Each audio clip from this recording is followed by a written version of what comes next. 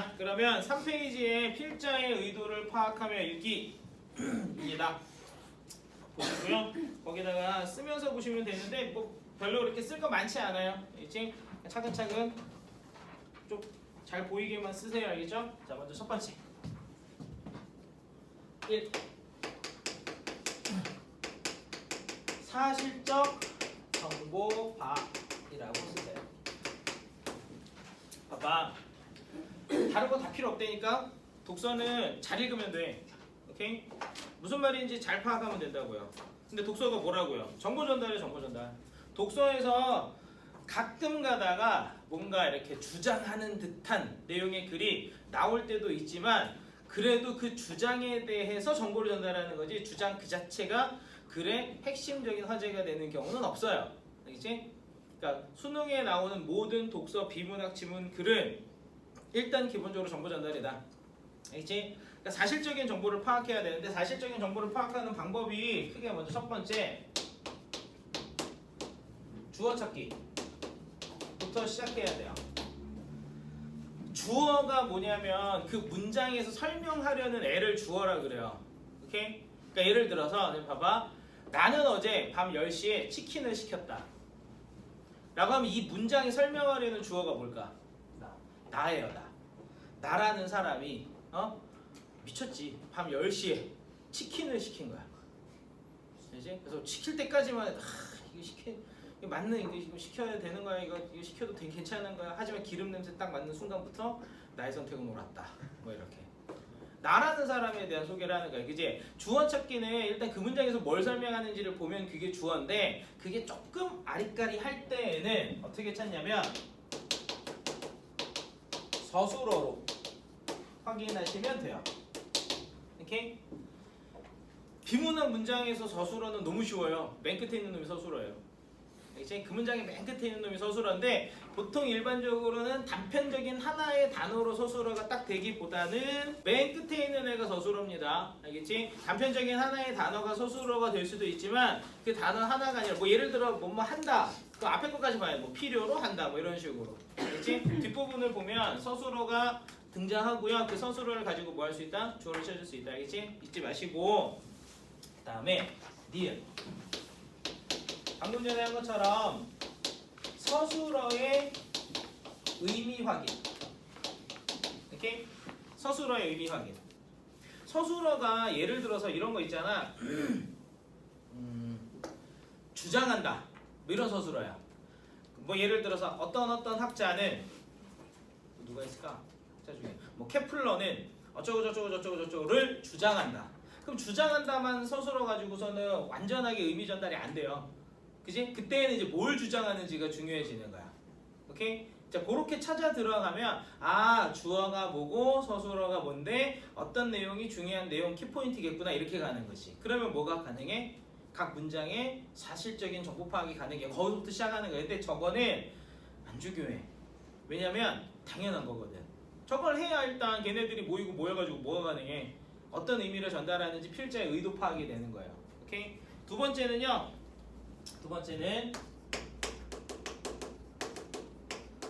접속어 확인하기. 접속어 확인.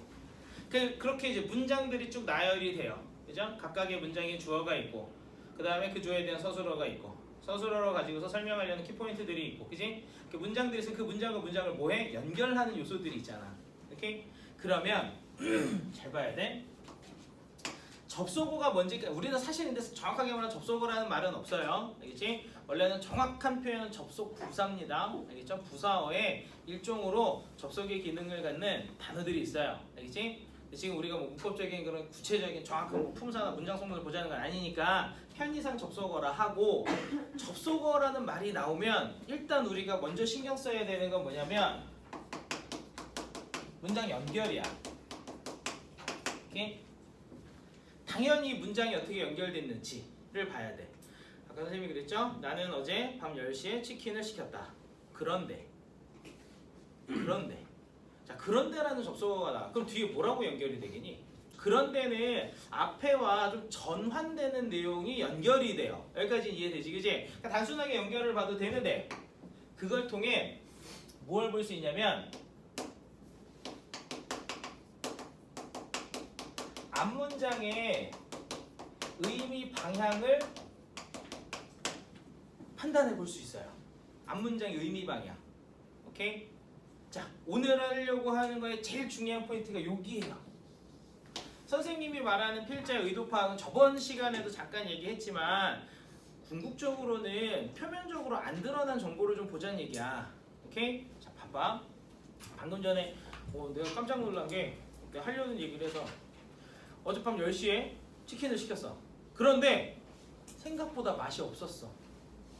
오케이? 그럼 이 문장은 그런 대로 잘 연결이 되어 있죠. 그죠? 앞문장에서는 치킨을 시켰다. 뒷문장에서는 맛이 없었다. 그러니까 앞문장과 다른 내용이 나왔어요. 그지? 그런데 이 뒷문장, 그런데 뒤에 오는 뒷문장 때문에 앞문장에 드러나지 않은 어떤 의미 하나가 확연하게 드러나요. 뭐냐면 밤 10시 치킨을 시킬 때 나는 엄청 맛있을 거라고 기대한 거야. 굉장히 큰 기대가 있었던 거야. 그리고 딱 배달이 와서 기름 냄새 풍길 때까지만 해도 이거구나 하고 딱 넣었는데 맛이 없어. 그러니까 앞문장에서는 그런데 뒤에 문장이 없으면요, 앞문장에 그런 의미 방향은 없는 거예요. 원래는. 그잖아. 그냥 밤 10시에 치킨 시켰다 끝이잖아. 그지? 근데 그런데 맛이 없었다라는 뒷문장이 옴으로써 앞문장에 뭐가 생겨? 맛있을 것이다라는 기대가 있었다라는 의미 방향이 생기는 거야. 무슨 얘기인지 알겠죠?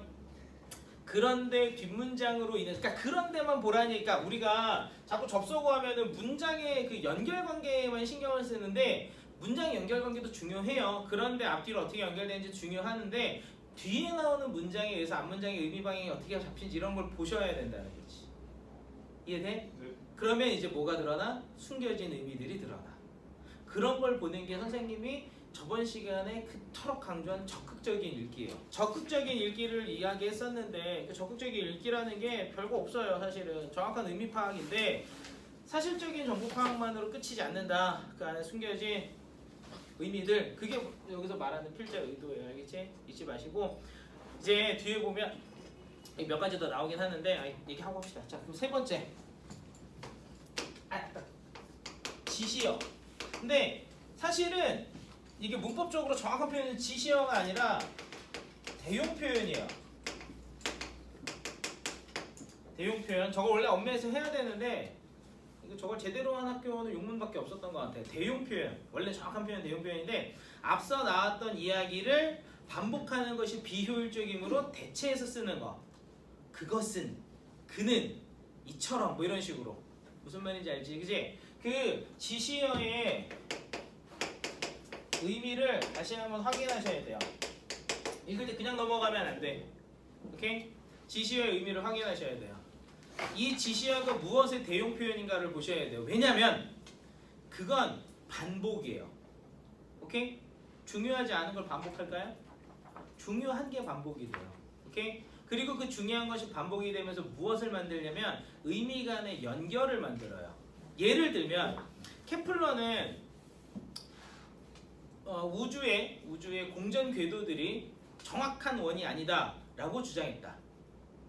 그것은 그 당시 천문학의 일대 뭐 아주 정말 혁명적인 주장이었다 할 때 그것이 뭘 대신해? 공전 궤도가 완벽한 원이 아니다라는 그 내용을 다시 지시하잖아. 그지? 그 내용이 중요한 거야. 그리고 그것이 뭐야? 당시 천문학계의 혁명적인 어떤 발상이었다 이렇게. 실제로 그래요. 케플러 1법칙인가 2법칙인가 그런데 그걸 그 케플러가 생각함으로써 이제 우리가 이해할 수 없었던 천체 운동들을 거의 100% 이해할 수 있게 돼요. 이렇게? 그러니까 그렇게 연결이 되면서 무엇이 중요한지가 드러나고 그 다음에 연결이 어떻게 되는지가 드러나는 거야. 무슨 얘기인지 이해돼요? 오케이? 그 다음에 마지막으로 네 번째가 마지막인데 끊임없이 중심 화제와 연결짓기.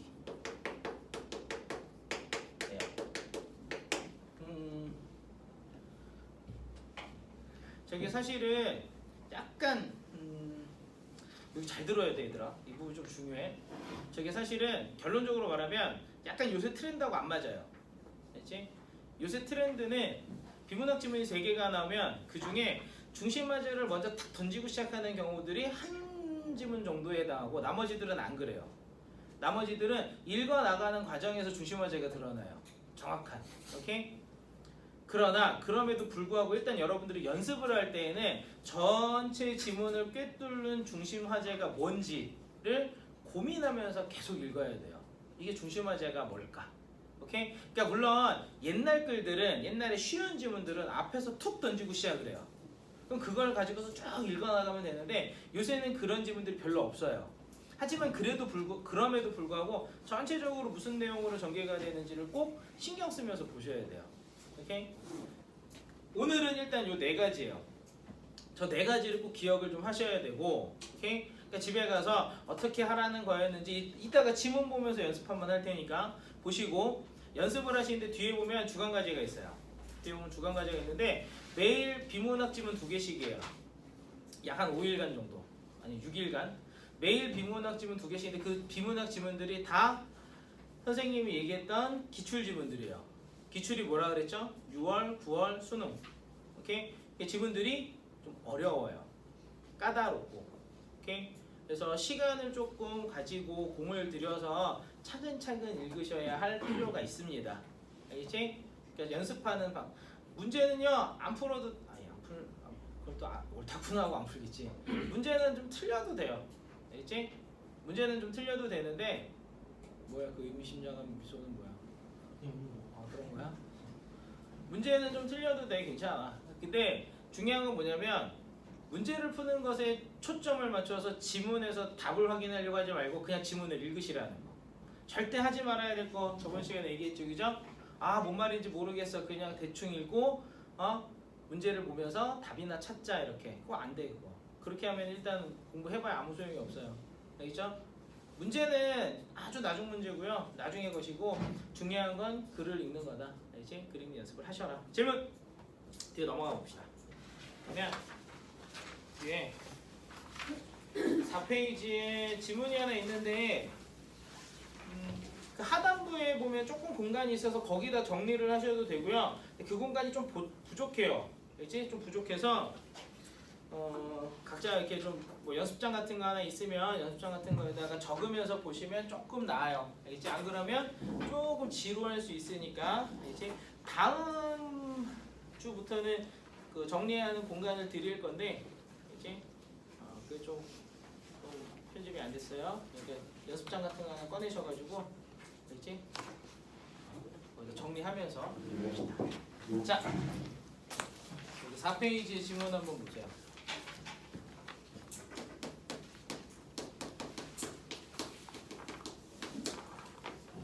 이게 사회에서 경제인데 우리 방학 동안 이렇게 예시 지문으로 쓰는 애들은 인문, 그러니까 철학, 경제, 그 다음에 과학, 기술들의 대표적인 것들 위주로 좀 볼 거예요. 알겠지? 그러니까 지문의 내용을 분석하는 것도 중요하고 선생님이 중간중간에 얘들아 이런 거 꼭 알아둬야 된다 하는 단어들은 써두시면 맞다. 빈 공간이 하나 있어요. 그거 좀 약간 복잡하게 했는데 왔다 갔다 하면서 하셔도 돼요. 뒤에 10페이지에 빈 페이지가 하나 있어요. 거기에다가 정리하시면서 왔다 갔다 보셔도 돼요. 알겠지? 연습장이 없는 사람들은 하시면 되고. 네, 보세요. 질문 한번 봅시다. 자, 먼저 첫 문장을 한번 보자. 전통적인 통화 정책은 정책 금리를 활용하여 물가를 안정시키고 경제 안정을 도모하는 것을 목표로 한다까지 끊어보세요. 주어가 뭐예요? 그렇지. 전통적인 통화 정책에다 박스 하세요. 주어를 찾았어. 그지?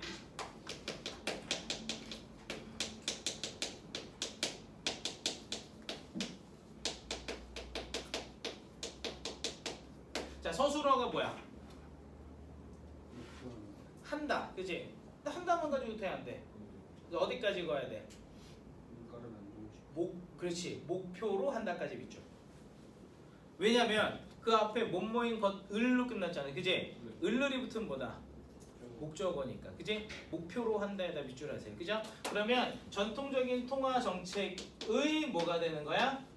목표 이렇게 되는데 아까도 얘기했지만 이것만 가지고 충분하다 안 하다? 안 하죠. 전통적인 통화 정책은 무엇을 목표로 한다 그러면 무엇을 목표로 하는지가 중요한 키워드가 돼. 그지? 이렇게? 뭘 목표로 해요? 문제 안정. 그렇지. 또 경제 또 물건 또 무엇을 통해? 정책 그렇지. 그지? 그럼 봐봐. 목표는 정책금리의 조정을 통해서 물가와 더 나아가서 뭐 경제를 뭐 하는 거? 안정시키는 게 목표다. 이렇게 정리가 되겠죠. 무슨 얘기인지 이해돼요? 문장을 읽는 것이 독해가 아니고 그게 어떤 내용과 정보를 담고 있는지를 파악하는 게 독해예요. 여기까지 됐어요? 네. 오케이. 자, 여기 주어고 주어 목적 서술어 키워드. 됐니? 자, 이제 두 번째 문장 보자. 중앙은행은 중앙은행에다 밑줄 한번. 중앙은행이 뭘까? 한국은행이 시중에 다른 은행하고 다른 점은 뭐예요? 은행 직원 돈 찍어내. 돈 찍어내요. 또 은행한테 오늘 은행들한테 돈을 빌려주고 또 금리 결정. 그렇지. 금리를 결정해요. 그러니까 무슨 얘기냐면 한국은행은요 뭘 안 하냐면 시중은행들이 하는 그런 금융거래를 안 해요. 알겠지? 걔는 뭐 하는 애냐면 금융정책을 수행하는 기관이에요. 그러니까 정부기관이야. 한국은행은 계좌 못 만들어 우리는. 오케이? 그러니까 중앙은행 물론 우리나라는 중앙은행이고 여기서는 지금 중앙은행 그럼 우리나라의 한국은행을 말하는 게 아니라 전 세계적인 어떤 걸 얘기하는 거야. 그치? 그러니까 금융정책 국가의 금융정책을 수행하는 기관으로서의 중앙은행을 말하는 거야. 알겠지? 보세요. 중앙은행은 경기가 과열되었을 때 경기가 과열되는 건 또 뭘까? 사람들이 물건을 엄청 많이 사가지고 물건값이 막 올라가. 그게 뭐야? 그게 경기 과열이야. 그죠? 오케이? 자, 정책 금리 인상을 통해 경기를 진정시키고자 한다. 보세요. 정책 금리 인상으로 시장 금리도 높아지면 가계 및 기업의 대출 감소. 작업 밑줄 하세요. 가계 및 기업에 대한 대출 감소까지 밑줄. 왜 그런지 이해되죠? 네. 아니 금리가 높아지는데 금리가 비싸니까 사람들이 대출을 안 하는 거야. 그지? 옆에 뭘로 이어져? 신용 공급이 축소된대요. 신용 공급의 축소는 경제 내 수요를 줄여 물가를 안정시키고 경기를 진정시킨다까지 끊으세요. 왜 끊냐면 두 번째 문장하고 세 번째 문장이 같은 내용이에요. 그죠? 반복적으로 얘기했는데 두 번째 문장보다는 세 번째 문장이 좀 더 세부적으로 얘기를 한 거야. 오케이? 금리를 올림으로써 뭐하는데 과열된 경기를 진정시킨다. 그죠? 세 번째 문제에서 그게 어떤 식으로 이루어져? 대출 감소, 신용 공급 축소 이런 식으로 이루어진다. 이렇게. 됐니? 반면에다가 자, 우리 접속 어떻게 표시하자? 이렇게. 반면에다 다이아몬드 하시고 반면 경기가 침체되었을 때는 반대의 과정을 통해 경기를 부양시키고자 한다까지 끊으세요. 그러면 반면은 앞뒤를 어떻게 연결해? 반대로 연결하지. 그지? 그러니까 지금 이 정책금리 자 여기서 이제 뭘 잘 봐야 되냐면 앞문장의 의미 방향을 봐야 돼요. 오케이? 무슨 얘기일까? 봐봐. 그냥 앞문장만 놓고 반면 없을 때 앞문장만 놓고 보면 경기가 과열되었을 때 정책금리를 인상함으로써 그 경기를 진정시키는구나 이렇게만 보이잖아. 그지? 반면은 뒤에 뭐가 나와요? 반대의 상황, 경기가 어떻게 됐을 때, 침체됐을 때 금리를 떨어뜨림으로써 경기를 부양시키거나 경기 침체에서 벗어나게 만든다 라는 내용이 반면 뒤에 있는 거지. 그치? 그러니까 이거는 그 상황에 대한 얘기가 아니고 정책 금리를 통해서 전반적인 뭘 한다? 경제의 조정을 이룬다라는 얘기를 하고 있는 거야. 뒷문장이 짧게 나오는 건 앞문장이 반대니까 앞문장 얘기를 그대로 다시 다 할 필요는 없잖아. 그치? 뭔 얘기인지 이해돼요? 됐어? 이게 접속어를 가지고서 무슨 의도로 얘기하려는 거구나요. 되니? 이거잖아요. 이거 지금 정책금리를 가지고 물가의 경제 안정을 한다라는 거. 그지? 봐봐. 간단하게 정리를 하면 여기 봐봐. 경기가 과열되었을 때는 정책금리를 어떻게 한다? 올려야지. 그렇죠. 금리를 올려요. 그럼 시장금리도 올라가고 그럼으로써 무슨 일이 일어난다? 대출이 감소. 그치? 대출이 줄어드니까 통화량이 감소하겠지. 그러면서 어떻게 돼? 자연스럽게 경기가 진정된다는 거고 경기가 뭐 됐을 때에는 침체되었을 때에는 금리를 어떻게 낮추어서 무엇을?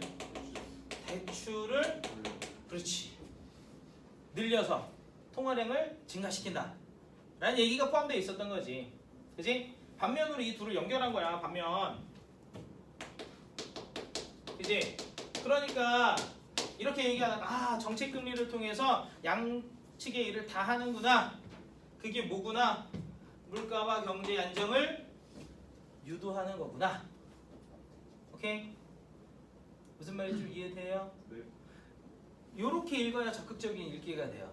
지금 무슨 얘기를 하고 있구나가 돼요.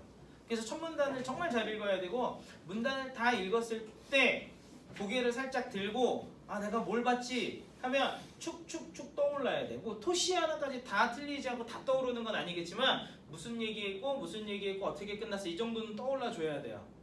그래야 읽은 거예요. 알겠지? 그 다음 두 번째 문단 보세요.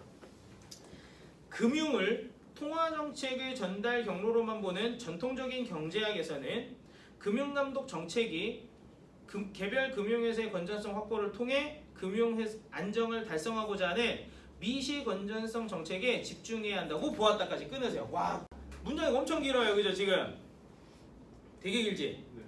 주어 찾아보자. 전통적인 경제. 오. 근데 뒤에 에서가 있는데 그거 주어 맞아요? 왜 맞아요? 네. 는? 에서. 그렇지. 주격 조사 중에 뭐도 있다? 에서도 있어. 오케이?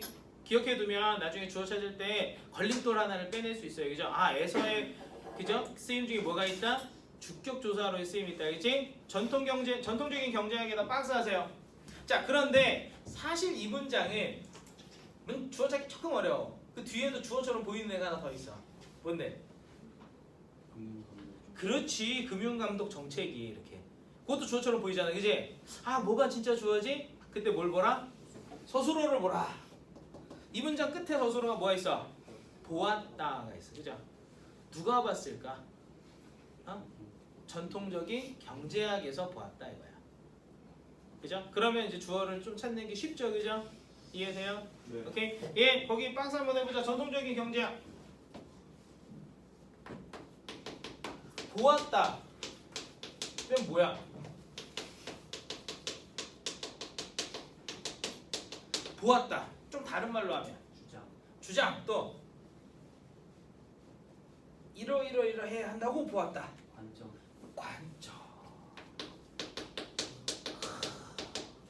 관점. 오케이? 무슨 얘기냐면 이게 어떤 의미인지 생각해 보셔야 돼요. 그죠? 전통 경제학의 관점이 이게 지금 주어 서술을 정리하면 이거예요. 근데 이것만으로 된다고 안 된다고? 안 되지, 그지? 무슨 관점인지 봐야 되지, 그지? 네.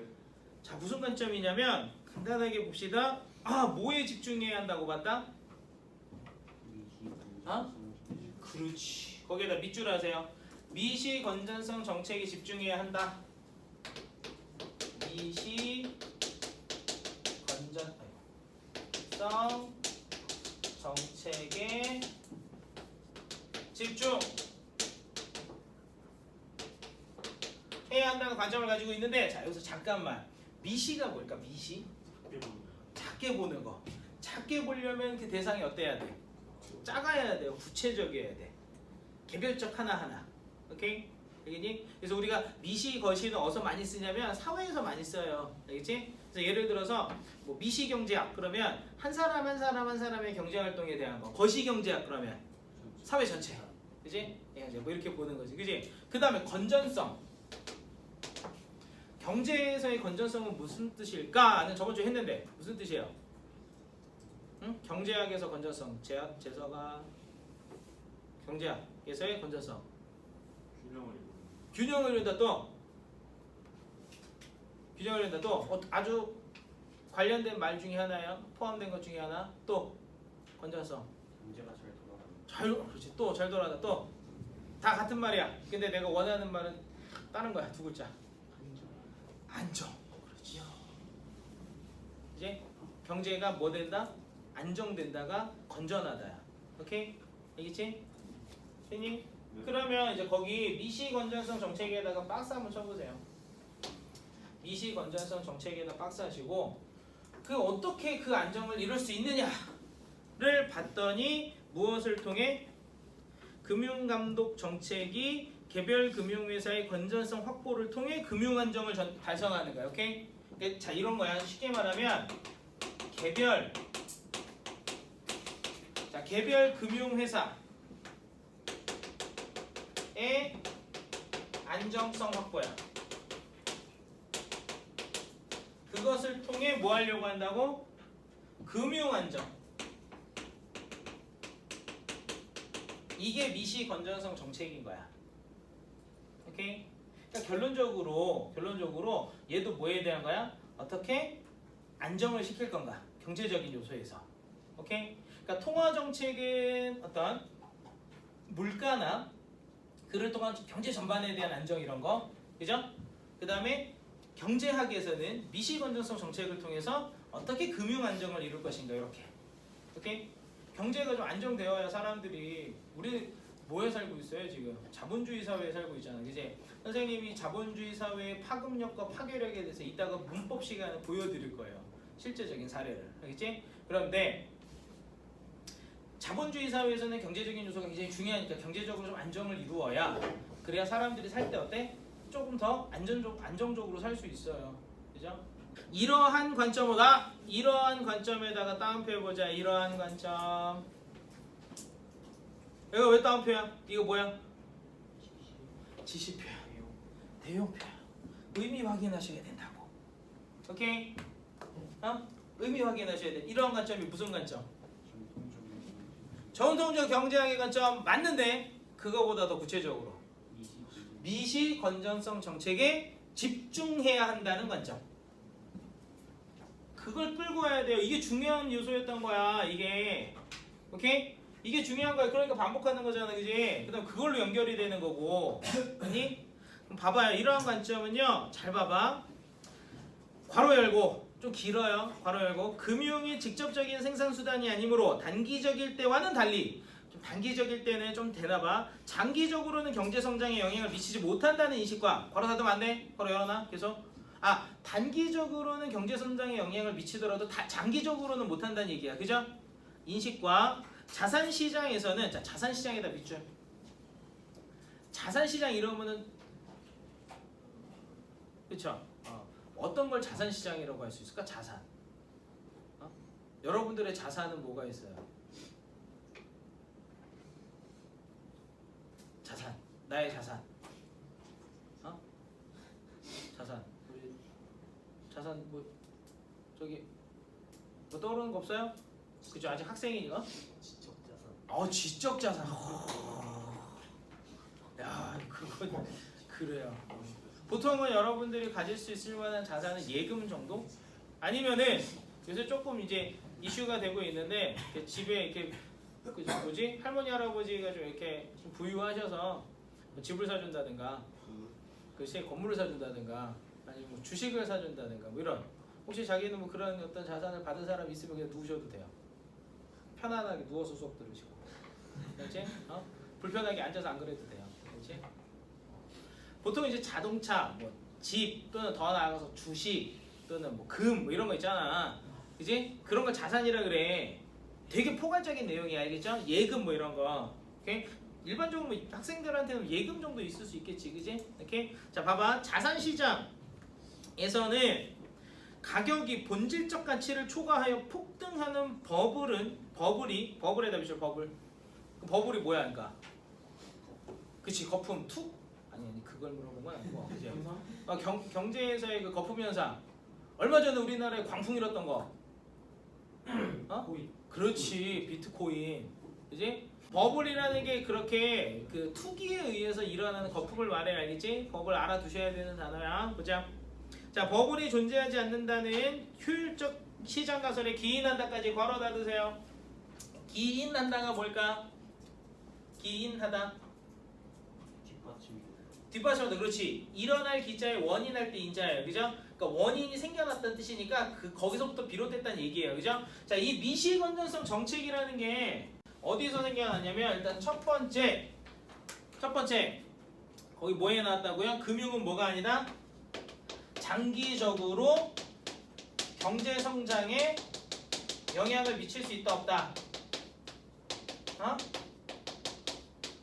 금융은 장기적으로, 이게 어떤 직접적인 어떤 생산 수단이 아니니까 장기적으로는 금융 그지? 그 자체가 경제 성장에 어떤 영향을 미칠 수 없다라는 것과 두 번째 뭐는 없다. 버블은 없다. 오케이? 효율적 시장 가설에 기반을 해서 자산 가격이 본래 가치를 초월해서 엄청나게 올라가는 그런 버블은 없다. 근데 딱 여기까지 잘 봐야 돼. 이것도 나중에 얘기할 거야. 이것도 나중에 얘기할 건데 여기까지만 봐도 아 이건 뭐가 좀 이상하다라는 생각이 들어야 돼요. 오케이? 여기까지만. 요걸 보고서 얘 생각하기 조금 어려운데 요걸 보고서 생각할 수 있는 것이 방금 전에 우리 예를 들었죠. 뭐 비트코인 떡상하고 버블 있잖아요. 1980년대 일본 난리 났었어요. 주택가격 버블 때문에. 지금 그게 다 빈집이 되긴 했고 우리나라도 이제 80년대 90년대 특히 집값 땅값 버블이 분명히 있어요. 이제 그렇지 않으면 서울하고 지방하고 이렇게까지 집값 차이가 나기가 좀 어렵단 말이야. 분명히 차이가 있어요. 버블이 있어요. 그러니까 이것에 기인한 이것은 뭔가 잘못된 부분이 있겠구나. 이렇게 알겠니? 자, 좀 더 봅시다. 나중에 얘기하고요. 지금은 일단 의도 파악을 하는 거니까 봐봐. 미시 건전성 정책은 계속 보세요. 두 번째 단락. 개별 금융회사의 건전성에 대한 예방적 규제 성격을 가진 정책 수단을 활용한다. 거기 예방적 규제 성격을 가진 정책 수단에다 밑줄. 그러니까 되게 좀 뭐라냐면 소극적이야 좀. 알겠지? 그 예로는 자 예로 잘 봐. 향후 손실에 대비하여 괄호 열고 금융회사의 자기자본 하한을 설정하는 최저 자기자본 규제까지 괄호 닫고. 이거 어디서 보지 않았니? 내가 이게 저번 주에 했던 그 BIS 비율 규제예요. 최저 자기자본. 오케이? 알겠지? 그게 뭐야? 각 금융회사 니들이 각자가 개별적으로 뭐 해라, 안전성을 확보해라 라는 그런 정책인 거지. 그런 것들이 예방적인 거야. 그렇잖아 지금 예방적 규제잖아. 그지? 뭘 예방하는 거야? 자기 자본이 부족해가지고 그 회사의 안정성이 흐트러지는 걸 예방하는 규제잖아. 자, 세 번째 단락을 볼 건데 자, 세 번째 단락이 첫 번째, 두 번째보다는 조금 수월하게 읽혀야 첫 번째, 두 번째 단락을 완전하게 잘 이해하고 소화했다라고 얘기할 수 있습니다. 알겠죠? 잊지 마시고 세 번째 단락 한번 보세요. 이처럼. 자, 이처럼에다 따옴표에서 이처럼. 뭐라고 이게? 없어. 대용 표현이라고 지시어라고. 이처럼. 이것처럼이니까. 그지? 무슨 말인지 이해돼요? 이처럼. 지시 표현이고요. 대용 표현이고요. 전통적인 경제학에다 밑줄 하세요. 그 이처럼이 여기로 연결이냐 여기로 연결이냐 이게 여기인 거야 지금. 이걸 대용하고 있는 거야. 그지? 이처럼 전통적인 경제학에서는 금융감독 정책을 통해 금융 안정을 통화 정책을 통해 물가 안정을 달성할 수 있다고 보는 이원적인 접근 방식이 지배적인 견해였다까지 끊으세요. 근데 그 안에 이 안에 얘도 포함되는 거야. 통화 정책. 알겠지? 그래서 좀 통화 정책하고 약간 금융 정책하고 좀 다르다 이렇게 봤다라는 거죠. 그러나 다양합니다. 그러나 하면 앞뒤가 어떻게 연결돼? 반대로 연결돼. 그죠? 앞문장이 지금 뭐예요? 이 두 가지 이원적으로다가 이루어진다 이거잖아. 그지? 그러면 그러나 뒤에는 뭐가 나와? 이원적이다 아니다? 아니다가 나와야 돼요. 무슨 얘기인지 이해돼요? 그러니까 저 앞에는요. 뒤에 이제 내용을 좀 봐야 돼요. 뒤에 내용 좀 더 봐야 되지만 앞에 그냥 그러나 전까지만 놓고 보면 뭐다? 전통적인 경제학에서는 금융정책 따로 그다음 통화정책 따로 이렇게 이원적으로 접근하는 견해가 있었다고. 그죠? 그 얘기밖에 없잖아. 그지? 근데 그러나 뒷내용을 보면 얘가 무슨 방향으로 이야기를 한 거구나가 조금 더 잘 드러나요. 보세요. 그러나 글로벌 금융위기 이후 자 글로벌 금융위기에다 밑줄 들어본 적 있어요? 글로벌 금융위기? 잠깐만 여기 주목. 간단한 기초상식이니까 2007년 8년도에 전 세계적으로 불어닥친 금융 위기를 말하는데 그게 뭐 때문에 생긴 거냐면 서브프라임 모기지론이라는 미국의 금융 정책에서부터 금융 정책 대출 규제 완화에서부터 시작된 거예요. 쉽게 말하면 집을 살 때 90%까지 대출을 해주는 거야. 그러니까 내가 10억짜리 집을 살려고 하면 1억만 있으면 되는 거야. 1억만 있으면 나머지 9억을 대출 받아가지고 그게 서브프라임 모기지론이에요. 그래서 사람들이 그래? 너도 나도 집을 사. 그러니까 어떻게 돼? 집값이 올라가요. 그러니까 10억에 집을 샀는데 다다음 달에 12억이 돼 있는 거야. 아싸 하고 이제 뭐 해야 돼? 팔아서 차익을 얻으면 되는데 안 팔아. 그리고 그냥 그걸 자기 돈인 양 써버려요. 오케이? 그리고 나서 아까 더 대출을 받아서 써버리는 거야. 그리고 나서 이제 대출 상환 기간이 돌아오니까 대출 이제 안 되겠다 집 팔아가지고 갚아야지 하고 딱 보니까 그때 다 같이 집을 팔려고 내놓은 거야. 그러니까 집값이 7억 6억 막 떨어져. 그러니까 뭘 못해? 팔리지도 않아. 대출 상환을 못해서 전부 파산이 일어나요. 그래서 전부 파산 상태가 돼버리면서 그때 엄청나게 큰 회사들, 금융회사들 몇 개가 없어졌는데 그 중에 하나가 그 유명한 리먼 브러더스라는 회사예요. 그 회사가 박살이 나면서 엄청 큰 회사였는데 그 회사가 박살이 나면서 전 세계적으로 금융 위기가 왔던 거지. 대표적인 국가 중에 우리나라는 그래도 조금 그때 덜 그랬는데 대표적인 나라 중에 똑같이 그 대출 완화 정책 썼다가 큰 위기를 겪은 국가가 그리스예요. 그리스는 그래서 국가 부도 상태까지 갔었고 그 다음에 스페인도 굉장히 크게 위태로운 경지까지 갔는데 지금 조금 나아졌다고 들었어요. 그러니까 대출 완화라는 게 굉장히 위험한 요소일 수 있다라는 거지. 대출 완화를 하면 순간적으로 경기가 폭발적으로 과열이 돼요. 아까 했잖아. 이제 대출이 늘어나면 경기 침체에서 벗어난다니까. 그죠? 다만 이제 그 이후에 후폭풍이 몰려올 수 있는 거지. 그니 글로벌 금융위기에 대해서는 간단히라도 난 들어두셔야 돼요. 알겠지? 자, 그럼 보세요. 이제 글로벌 금융위기 이후 금융 시스템이 와해되어 경제 불안이 확산되면서 밑줄, 기존의 접근 방식에 대한 자성이 일어났다 해다. 밑줄 하세요. 자성이 뭐야? 스스로 반성하는 거야. 자기력 성질이 아니야. 스스로 반성하는 거야. 자성. 알겠지?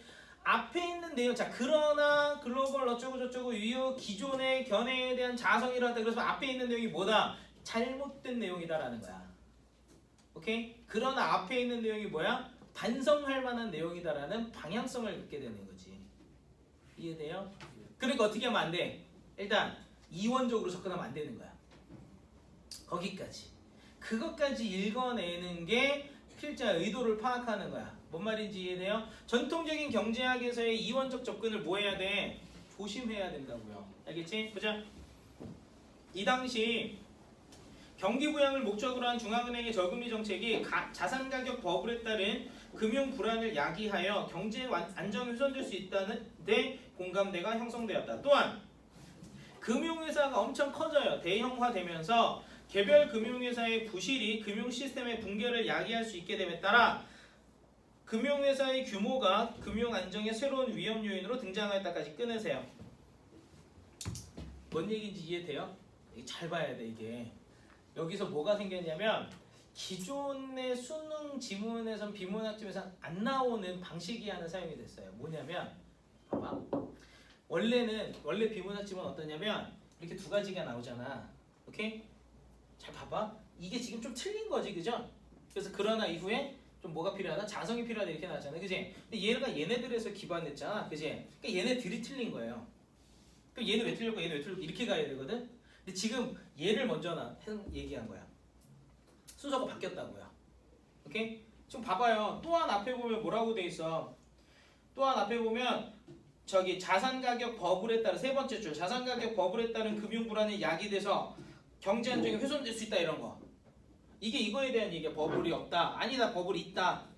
또한 뒤를 보면 금융회사가 대형화되면서 금융회사의 부실이 금융 시스템의 붕괴를 야기할 수 있다 그랬잖아. 그지? 여기 봐봐. 금융 자체가 경제 성장에 어떤 영향을 끼치지 않는다가 아니다 이거야. 금융회사가 사이즈가 커지면 경제 성장에 영향을 끼칠 수 있다라고 보는 거야 이거는. 뭔 얘기인지 이해돼요? 순서가 뒤바뀌었다고. 거기까지 읽어낼 수 있어야 돼. 오케이? 그 왜 이렇게 했을까? 봐봐. 이게 중요해요. 이게 의도거든. 이게 왜 이렇게 했을까가. 알겠니? 잘 봐봐. 일단 여기서 이 순서로 설명을 한 것은 얘가 금융 정책에 대한 거잖아. 그지? 그러니까 먼저 전체적인 내용부터 시작을 해야 돼요. 금융이라는 것이 장기적으로는 경제 성장에 큰 영향을 끼치지 않는다라는 성질을 갖고 있다. 거기서 기반했다라는 전체적인 얘기, 그 다음에 구체적인 얘기. 뭐 버블이 일어나지 않는다. 자산 가격은 그 본질적인 가치를 넘어서지 않는다라는 그 구체적인 얘기. 오케이? 이렇게 설명을 했는데 실제로 뭐가 중요하냐면 글로벌 금융 사태 여기서부터 문제가 생긴 거예요. 뭐가 생긴 거야? 집값의 버블이 생긴 거잖아. 그지? 그 집값의 버블 때문에 문제가 생긴 거니까 이거부터 얘기를 하고 그 다음에 그래 금융회사가 사이즈가 커지면 경제 성장에 영향을 미칠 수 있겠어 로 연결이 되는 거지. 두 얘기가 다 틀린 거야. 이해돼요? 봅시다.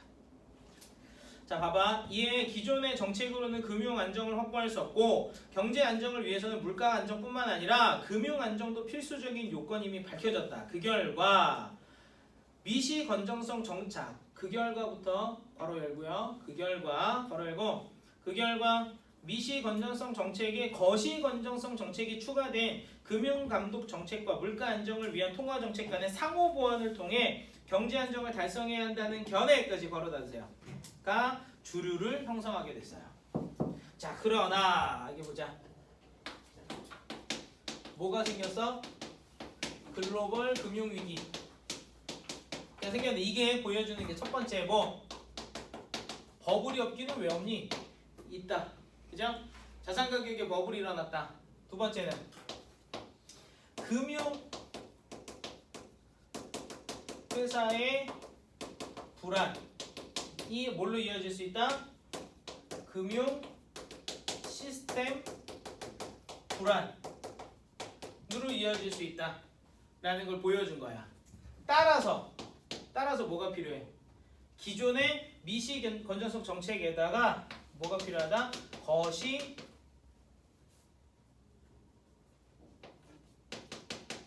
건전성 정책 추가가 필요하다 라는 견해가 등장하게 된 거죠. 됐니? 그지? 그러면 이제 거시 건전성 정책이 뭔지를 봐야 돼요. 그래서 어떻게든지 이해돼요? 그죠? 봐봐요. 자, 정리하시고. 자, 거시 건전성 정책을 추가하라고 했으니까 얘가 뭔지를 봐야 돼. 밑에 한번 보자. 거시 건전성이란, 자, 거시 건전성에다가 박스, 거시 건전성이란 괄호 열고 개별 금융회사 차원이 아니라 금융 시스템 차원의 위기 가능성이 낮아 건전한 상태를 말하고 거시 건전성 정책은 건전한 상태까지 괄호다 주세요. 거시 건전성이라는 게 뭐라고요? 시스템 자체가 안정적이어서 위기 가능성이 낮은 안정적 상태, 건전한 상태를 말하고요. 그 다음 거시 건전성 정책에다 박스하세요. 거시 건전성 정책 박스하시고 괄호 열고 금융 시스템의 건전성을 추구하는 규제 및 감독 등을 포괄하는 활동까지 괄호 닫고. 그러니까 이거 뭐냐면 이런 거야. 금융 시스템의 건전성을 추구하는. 그러니까 얘는 각각의 개별적인 회사가 건전하면 전체적으로 건전할 거다, 안정적일 거다라고 생각하는 입장이라면 얘는 아니 그러지 말고 전체적인 시스템 자체를 좀 안정적으로 만들자라는 입장이라고. 오케이, 이해돼요? 보세요. 네. 그래서 봐봐요. 이때 거시 건전성 정책은 미시 건전성이 거시 건전성을 담보할 수 있는 충분 조건이 되지 못한다는 구성의 오류에다 밑줄 구성의 오류에 논리적 기반을 두고 있다. 까지 끝내시고 구성의 오류는 아셔야 돼요. 우리가 구성의 오류라고도 하고요. 이거를 다른 말로 합성의 오류라고도 해요. 알겠지? 같은 건데 어떤 거냐면 이런 거야. 왜 축구 좋아하는 사람 있니? 축구팀에 보면은 진짜 포지션별로 엄청 진짜 뛰어난 선수들만 모아가지고 축구팀을 만들 수가 있어. 뭐 예전에 뭐 레알 마드리드나 아니면 뭐 바르셀로나나 뭐 이런 팀들이 그런 식으로 구성을 했는데 그래서 그런 팀이 항상 전체 막 그 최고의 팀 그게 챔피언스리그 우승인데 그걸 했느냐? 그건 아닌 거야. 그게 합성의 오류, 구성의 오류예요. 부분이 최고라고 해서 그 전체까지 다 최고다라는 보장은 없는 거지. 영화에서도 엄청 유명한 배우들을 많이 기용해서 영화를 딱 찍었다고 그 영화가 최고의 흥행을 하느냐? 그것도 아닌 거야. 그게 뭐야? 합성 또는 구성의 오류예요. 거꾸로의 오류도 있어요. 선생님 봐봐. 예전에 몇 년 전에 그 영국 축구에서 엄청 말도 안 되는 일이 하나 벌어졌는데 만년 하위 팀이 우승을 한 적이 있어요. 레스터 시티라고. 레스터라는 팀이 물론 거기에 훌륭한 선수도 몇 명 있었어. 뭐 캉테라든가 뭐 이런 선수들이 있었지만 그렇다고 해서 걔네가 우승을 했다고 그러니까 그 당시 EPL의 최고 팀이었다고 해서 그 팀을 구성하고 있는 선수들이 다 최고였느냐면 그건 아니야. 이게 분할의 오류예요. 그러니까 합성의 오류, 구성의 오류가 반대인 거야. 무슨 얘기인지 이해돼? 오케이? 그러니까 요거는 지문에 나온 거니까 좀 알아두시는 게 좋아요. 알겠지? 선생님이 여러 번 얘기할 거야. 여러 번 얘기할 건데 잠깐만 여기 봐봐. 선생님이 기출로 공부하라 그랬지, 그지? 어? 근데 이 얘기를 나만의 생각이냐? 그렇지 않아요. 여러분들이 심심하면 한번 보세요. 올해는 좀 100점자가 만점자가 많이 나는데 수능 만점자들 인터뷰한 거 들어보면 하나도 빠지지 않고 나오는 얘기가 뭐야? 기출로 공부했다야. 근데 그 사실을 누구도 아냐? 출제자도 알아요. 고3이 재수생들이 수험생들이 기출로 공부한다라는 거야. 출제자도 알아. 그러니까 출제자가 문제를 낼 때 제일 먼저 검토하는 게 기출이에요. 기출에 뭐가 나왔나? 그럼 그것들을 공부했을 테니까 그걸 기반으로 문제를 내요. 그래서 항상 수능이나 6월, 9월은 그러한 출제 가이드라인의 최저점을 만들어주는 요소예요. 무슨 얘기인지 알겠어? 그지? 여러분들이 기출로 공부한다라는 건 기출로 공부하는 당연한 이유이기도 하지만 출제자들도 그걸 안다니까? 그럼 여기 지금 구성의 오류가 나왔잖아. 그지? 합성의 오류가 나왔다고요. 그러면 애들이 여기에 대해서 받겠지 한단 말이야. 당연히. 오케이? 그리고 그 반대짝에는 뭐가 있다고? 분할의 오류라는 게 있다고. 간단하잖아. 그지? 부분이 최고라고 해서 다 모여서 최고가 되는 건 아니야. 그게 구성의 오류, 합성의 오류. 전체가 최고라고 해서 그 각각의 부분도 최고는 아니야. 이게 뭐야? 분할의 오류. 여기 지금 보면 개별 금융회사가 다 건전하다고 해서 전체적인 시스템이 건전하다고 할 수 없다가 분할의 오류, 그러니까 구성의 오류인 거야. 이해돼요? 오케이. 보자고요. 네, 자, 그 다음에 이제 연결해서 봅시다. 거시 건전성 정책은 금융 시스템 위험 요인에 대한 예방적 규제를 통해 금융 시스템의 건전성을 추구한다는 점에서 미시 건전성 정책과는 차별하는데 거기 예방적 규제에다 또 밑줄 하세요. 예방적 규제에다 밑줄 하시고요. 네. 그러니까 얘도 일단은 맞아요? 예방적인 규제는 맞는데 얘는 개별 금융회사가 안정성을 해치지 않게끔 예방하는 효과가 그 규제고 얘는 금융 시스템 전체를 예방하는 규제다라는 건데 아직은 모르죠. 어떤 식으로 예방하는지. 여기는 나왔어. 여기는 뭐 나왔어? 여기는 개별 금융회사의 안정성을 예방적으로 규제하려고 어떤 방법을 썼어? 최저 자기자본. 그지? 거기 두 번째 단락 끝에 나와 있잖아요. 최저 자기자본 규제. 이게 그 개별적인 회사의 안전성을 예방적으로 규제하는 방법이었다면 시스템을 예방하기 위해서는 뭘 썼는지 한번 볼게요. 봐봐. 마지막 단락. 거시 건전성 정책의 목표를 효과적으로 달성하기 위해서는 경기 변동과 금융 시스템 위험 요인 간의 상관관계를 감안하는 정책 수단의 도입이 필요하다. 무슨 얘기냐면 경기 변동에다 밑줄 하세요. 경기 변동. 이거잖아, 이거. 그지? 정책 금리를 통해서 조정할 수 있는 게 경기 변동이잖아. 이제 경기가 과열 줄이고 경기가 침체 올리고 이게 경기 변동이잖아. 그지? 얘랑 뭐랑 관련이 있다고요? 거기 지금 금융 시스템 요인 간의 상관관계가 있대잖아. 그지? 이게 뭐야? 아까 그런 앞에 나온 문장이잖아. 얘네들이 서로 다르다고 봤다고 경제학에서는 이원적으로 접근했다고. 근데 그게 아니라고. 상관관계가 있다고 얘기하고 있잖아요. 그죠? 오케이? 봐봐요. 금융 시스템 위험 요인은 경기 수능성을 가진다. 경기 수능성에다 밑줄. 태성아. 경기 수능성 밑줄. 즉에다 나열한다 하세요. 즉 앞뒤가 같은 말인 거야. 오케이?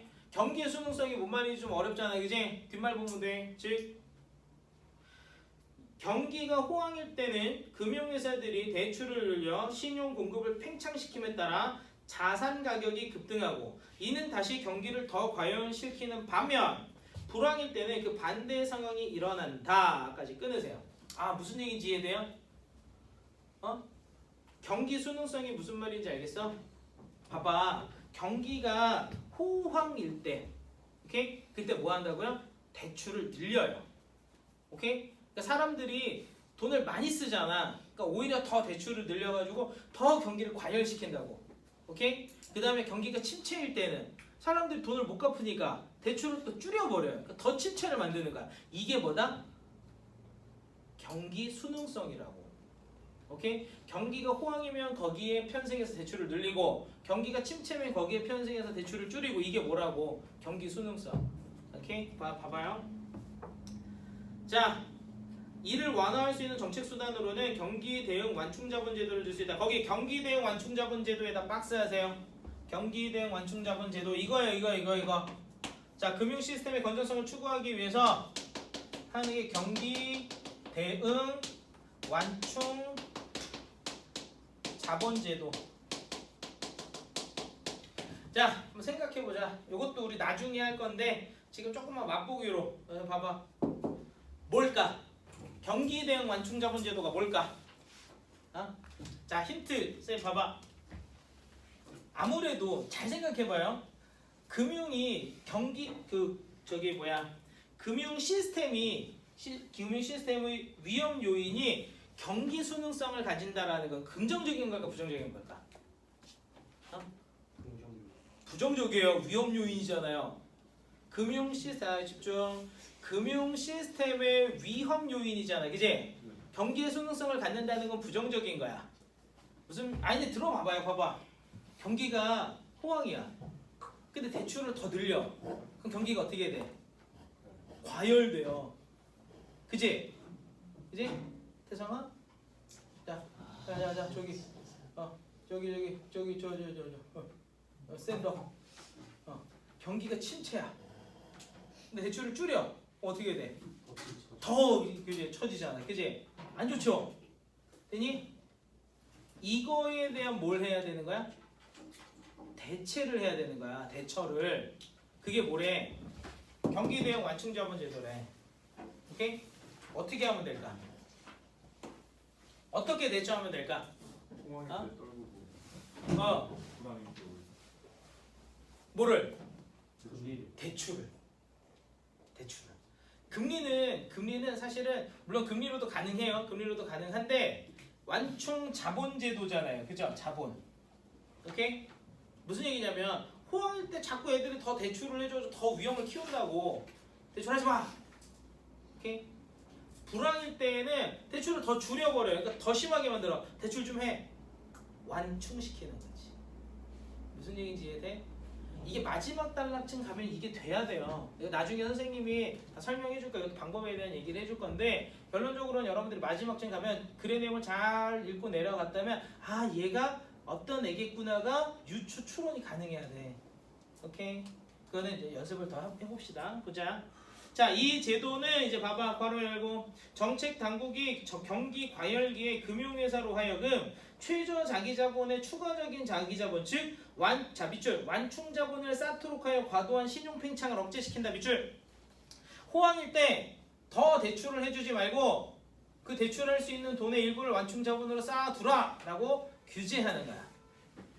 오케이? 그 다음 한편 적립된 완충자본은 경기 침체기에 대출 지원으로 쓰도록 함으로써 자 밑줄 경기 침체기에 대출 지원으로 쓰도록 함까지 밑줄 그렇게 쌓여있는 자본을 뭐하라고 침체기 때 이제 뭐야 사람들한테 좀 대출 좀 해줘 이렇게 그러면서 뭐하는 거야 신용이 충분히 공급되도록 하는 거지. 이해돼요? 네. 완충 자본 제도가 뭔지 이해돼? 그래서 질문 여기 봐봐요. 글이 이게 되게 긴 거예요. 알겠지? 되게 긴 건데 긴 글을 읽는 건 방법론적으로 절대 불가능해요. 예를 들면 뭐랑 비슷하냐면 달리기랑 비슷해요. 오케이? 예를 들어 단거리를 달려가는 것은 단거리 물론 거기도 능력적인 요소가 필요하지만 어떤 요령이 있어서 어떤 요령을 하면 늘어나요. 실제로 너네 호기심 천국이라고 혹시 아니? 알아? 호기심 천국 알아요? 되게 옛날 프로그램인데 거기에 뭐가 나왔냐면 무슨 엄지발가락부터 발 뒤꿈치까지 이렇게 고무줄을 걸어놓으면 속도가 빨라진대. 100m가. 그래서 사람들이 그거 실험을 해봤거든. 그 프로가 그런 거야. 말도 안 되는 호기심을 충족시켜주는 뭐 이런. 그래서 그런 건데 실제로 엄지발가락이랑 발 뒤꿈치가 이렇게 그 고무줄을 걸었더니 실제로 조금이라도 빨라진 거야. 100m가. 그러니까 그런 게 단거리는 가능해. 장거리 절대 불가능해요. 장거리는 뭐가 없으면 못해? 체력이 없으면 못해요. 글도 똑같아요. 짧은 글은요 어떤 방법론적으로 조금 확 끌어올릴 수 있어요. 긴 글은요 많이 읽어야 돼요.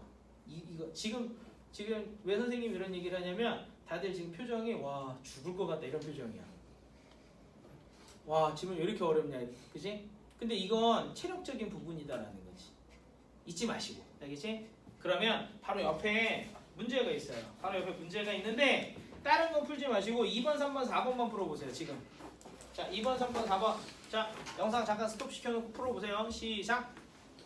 문제 보세요. 이 난이도상으로는 3번이 제일 쉽고요. 그 다음 2번, 그 다음 4번 순서예요. 3번부터 봅시다. 미시 건전성 정책과 거시 건전성 정책 간에는 정책 수단 운영에서 입장 차이가 존재한다. 경기가 땡땡일 때 이거 알 수가 없어. A는 일단 놔둬요. B 건전성 정책에서는 완충 자본을 땡땡하도록 해. 잠깐 완충 자본에 대한 언급은 이게 B가 미시다 거시다. 거시죠. B가 거시예요. 그 다음에 땡 건전성 정책에서는 최소 수준의 자기 자본을 유지하도록. 이거는 미시. 그럼 일단 1, 2, 3번 중에 답이야. 그지? 됐니? 그럼 이제 보자. 경기가 호황일 때를 생각해보자. 경기가 호황일 때 거시건전성 정책에서는 완충자본을 쌓으라 그래? 사용하라 그래? 쌓으라 그러죠. 호황일 때는 적립해서 뭐하지 못하게 대출 좀 줄여라. 그 다음에 다시 이제 불황일 때에는 거시건전성 정책에서 완충자본을 뭐하도록 해? 사용하도록 하지. 그지? 그럼 1, 2, 3번 중에 답은 1번밖에 없죠. 오케이. 위에 2번 가보세요. 2번 기억은 거시, 니은은 미시. 오케이. 봐봐. 거시 건전성 정책에서는 물가 안정을 위한 정책 수단과는 별개의 정책 수단을 통해 금융 안정을 달성하고자 한다. 나 지금 다 뭐라 그랬어? 다시 한번 미시 건전성 정책에서는 물가 안정을 위한 정책 수단과는 별개의 정책 수단을 통해 금융 안정을 달성하고자 한다. 미시는 여기 봐봐. 전통적 경제학에서 얘네 둘을 똑같이 봤어? 이원론적으로 봤어? 그치. 그러니까 얘랑 다르게 얘만으로, 그죠? 1번은 맞아요. 적절하지 않은 거 찾는 거니까 1번은 안 돼. 2번 거시 건전성에서는 신용 공급의 경기 수능성을 완화시키는 정책 수단이 필요하다. 그죠? 신용 공급의 경기 수능을 해버리면 어떻게 해야 돼? 더 심하게 만들지. 그지? 그러니까 완화시키는 뭐가 필요해? 완충자본 제도 같은 게 필요하죠? 맞네요. 3번 기역은 니은과 달리 예방적 규제 성격의 정책 수단을 사용하여 금융 안정을 달성하고자 한다. 기역, 니은 모두 예방적이에요. 기역은 개별 금융회사의 안정성에 대한 예방적 규제고 니은은 금융 시스템의 건전성과 관련된 예방적 규제인 거야. 그래서 기역과 니은은 모두여야 돼. 오케이. 3번, 그 다음 4번, 답은 3번이고요. 4번 미시 건전성 정책은 거시 건전성과 달리 금융 시스템 위험 요인을 감독하는 정책 수단을 사용한다. 아유, 자꾸 거꾸로 해. 그죠? 니은은 거시고 기역은 미시고, 그죠? 거시는 미시와 달리, 그지? 금융 시스템 전체의 위험 요소를 감독하는 거 맞죠? 그죠? 그 다음 5번에 여기가 조금 까다로운데 이게 제일 오답률이 높은 선택지야. 미시와 거시는 모두 금융 안정을 달성하기 위해 금융회사의 자기 자본을 이용한 정책 수단. 그죠?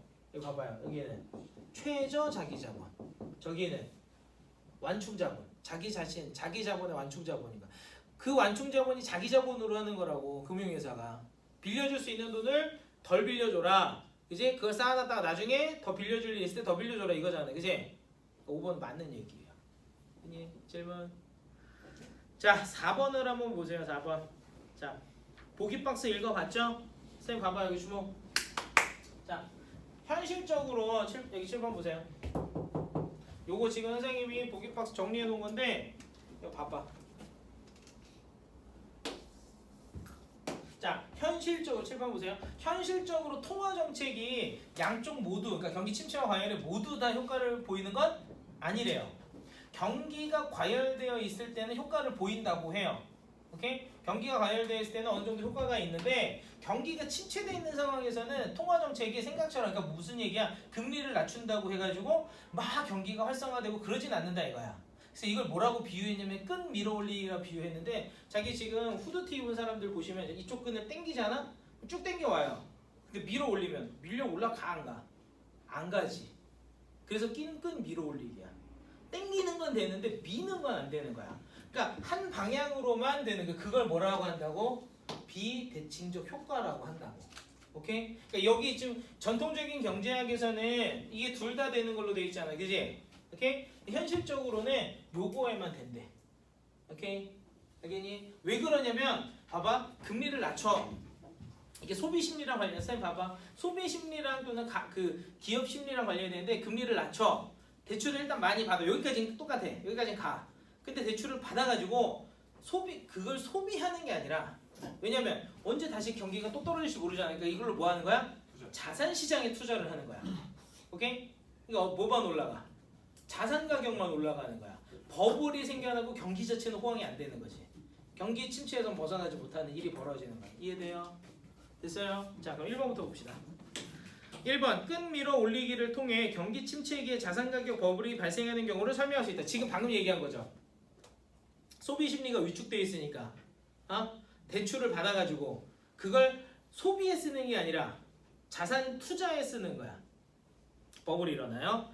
그다음 2번, 현실에서 경기가 침체되었을 경우 정책금리 인하에 따른 경기 부양 효과는 경기 주체, 여기서 경기 주체는 누구야? 소비자나 기업의 심리에 따라 달라질 수 있다. 그지? 심리가, 소비 심리가 위축되어 있고, 기업 같은 경우도 투자 심리가 없어. 투자 대상이 마땅치 않다라고 생각하면 안 한단 말이에요. 오케이? 되니? 이것도 맞죠? 3번, 끈 밀어 올리기가 있을 경우에요. 그러니까 지금 무슨 얘기야? 비대칭적인 상황이 나타날 경우에, 알겠지? 그 경우에 경기 침체기의 금융 안정을 달성하려면 경기 대응 완충자본 제도의 도입이 필요하대. 말이 좀 어렵거든? 쌤 봐봐. 경기 침체기에 완충자본 제도는 그 적립된 자본을 더 적립하니 사용하니 사용하죠. 침체 때 사용하죠. 완충자본을 사용한다는 게 무슨 뜻이에요? 대출을 늘리는 거지. 끈 밀어 올리기가 있을 경우 대출을 늘린다고 침체에서 벗어나요? 아니죠. 끈 밀어 올리기가 발생한 경우에는 대출을 아무리 해도 얘네들이 뭘로 다 옮겨가? 자산 시장에 대한 투자로 옮겨가잖아. 그지? 그러니까 뭐가 안 돼? 침체에서 못 벗어나지. 지금 완충 자본 제도를 사용하면 안 돼요. 답은 3번이에요. 이 문제가 제일 어려운데, 선생님 봐봐. 여기가, 자 봐봐. 여기 주워. 자, 맞은 사람 자랑스럽게. 자, 없었던 일로. 자, 여기 주워. 자, 주변 보지 마. 여기 봐. 선생님만 봐. 이 문제가 제일 까다로워요. 왜 까다롭냐면 선택지 자체의 의미로 끝나지 않아요. 오케이? 선택지의 의미들을 여러분들이 추가적으로 폭넓게 판단해야 돼요. 끈 밀어 올리기가 발생했다가 무슨 뜻이냐? 있을 경우가 뭐냐? 이게 뭐라고? 비대칭적으로, 그지? 작동하고 있다라는 거야. 통화 정책이. 그 다음에 경기가 침체돼 있을 때 특징이 뭐냐? 오케이? 자, 요 둘을 연결했을 때 또 생겨나는 의미가 있죠, 그죠? 끈 밀어 올리기가 발생했을 때 경기가 침체했는데 그 경기 침체에서 벗어나려고 대출을 막 늘려도 그 받은 대출을 소비로 쓰지 않고 소비로 이어가지 않고 어디로 간다고? 자산시장에 투자로 가니까 침체가 안 벗어나진다고, 그지? 그 얘기. 거기에다가 이제 뭘 추가해야 돼? 완충자본제도가 사용된다는 게 무슨 뜻일까를 또 결합을 시켜야 돼. 완충자본제도를 사용한다는 게 무슨 뜻이라고요? 대출을 침체기에 대출을 늘리는 거라고. 그러니까 이걸로는 해결이 안 된다라는 걸 그 다음에 판단이 가능해. 오케이? 근데 요거를 방학 끝나기 전까지는 해야 돼. 요거를 무슨 얘기인지 이해돼요?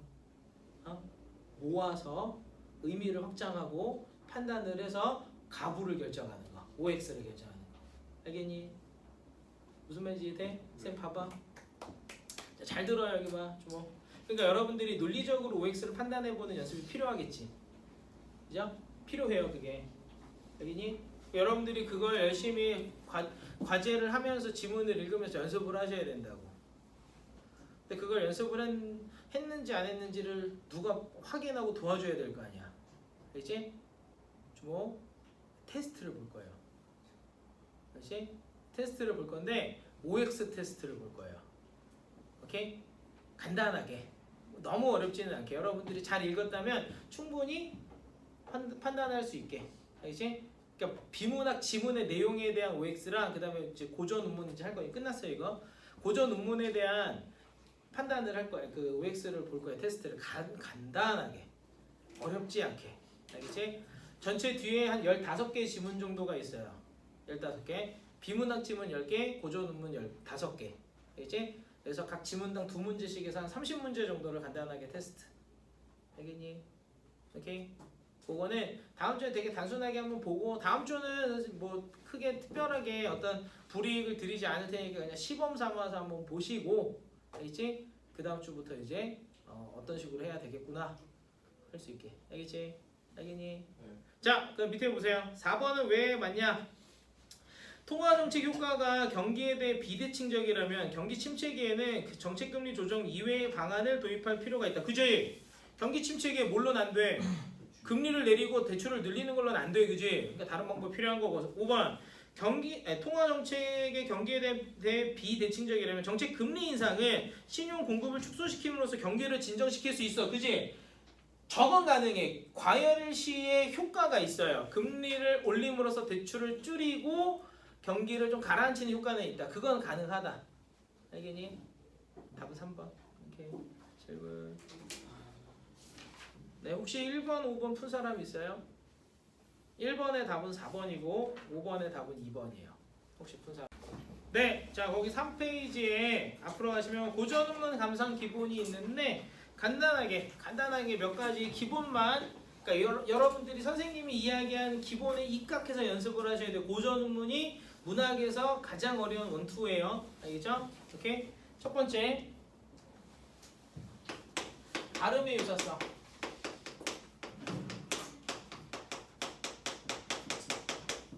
자, 발음의 유사성을 중심으로 고전문문을 읽으셔야 되는데 두 가지 이유가 있어요. 첫 번째는 지금 안 쓰는 글자들 중에 몇 가지가 고전문문에 나와요. 알겠지? 첫 번째가 뭐냐면 아래아예요. 아래아.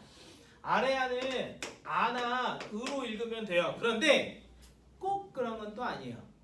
대체적으로 첫 글자에서는 아로 읽고 두 번째 글자에서는 으로 읽지만 전반적으로는 융통성 있게 읽으시면 돼요. 오케이?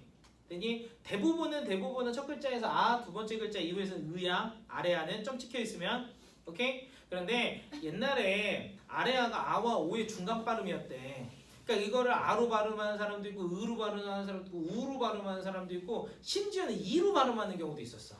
오케이? 그러니까 융통성 있게 하시면 되고요. 두 번째 이렇게 뭐 비읍 시옷이나 시옷 기역 같은 것들은 어떻게 읽으면 돼? 이런 거는 뒷 자음의 된소리. 자, 얘네들을 합용병서라고 하는데 저게 첫 글자에 나오면 비읍 시옷 같은 경우에는 뒷글자가 시옷이잖아. 쌍시옷으로 읽으면 돼요. 그 다음에 시옷 기역 같은 경우 뒷글자가 기역이잖아. 쌍기역으로 읽으면 돼. 이해됐니? 그럼 봐봐.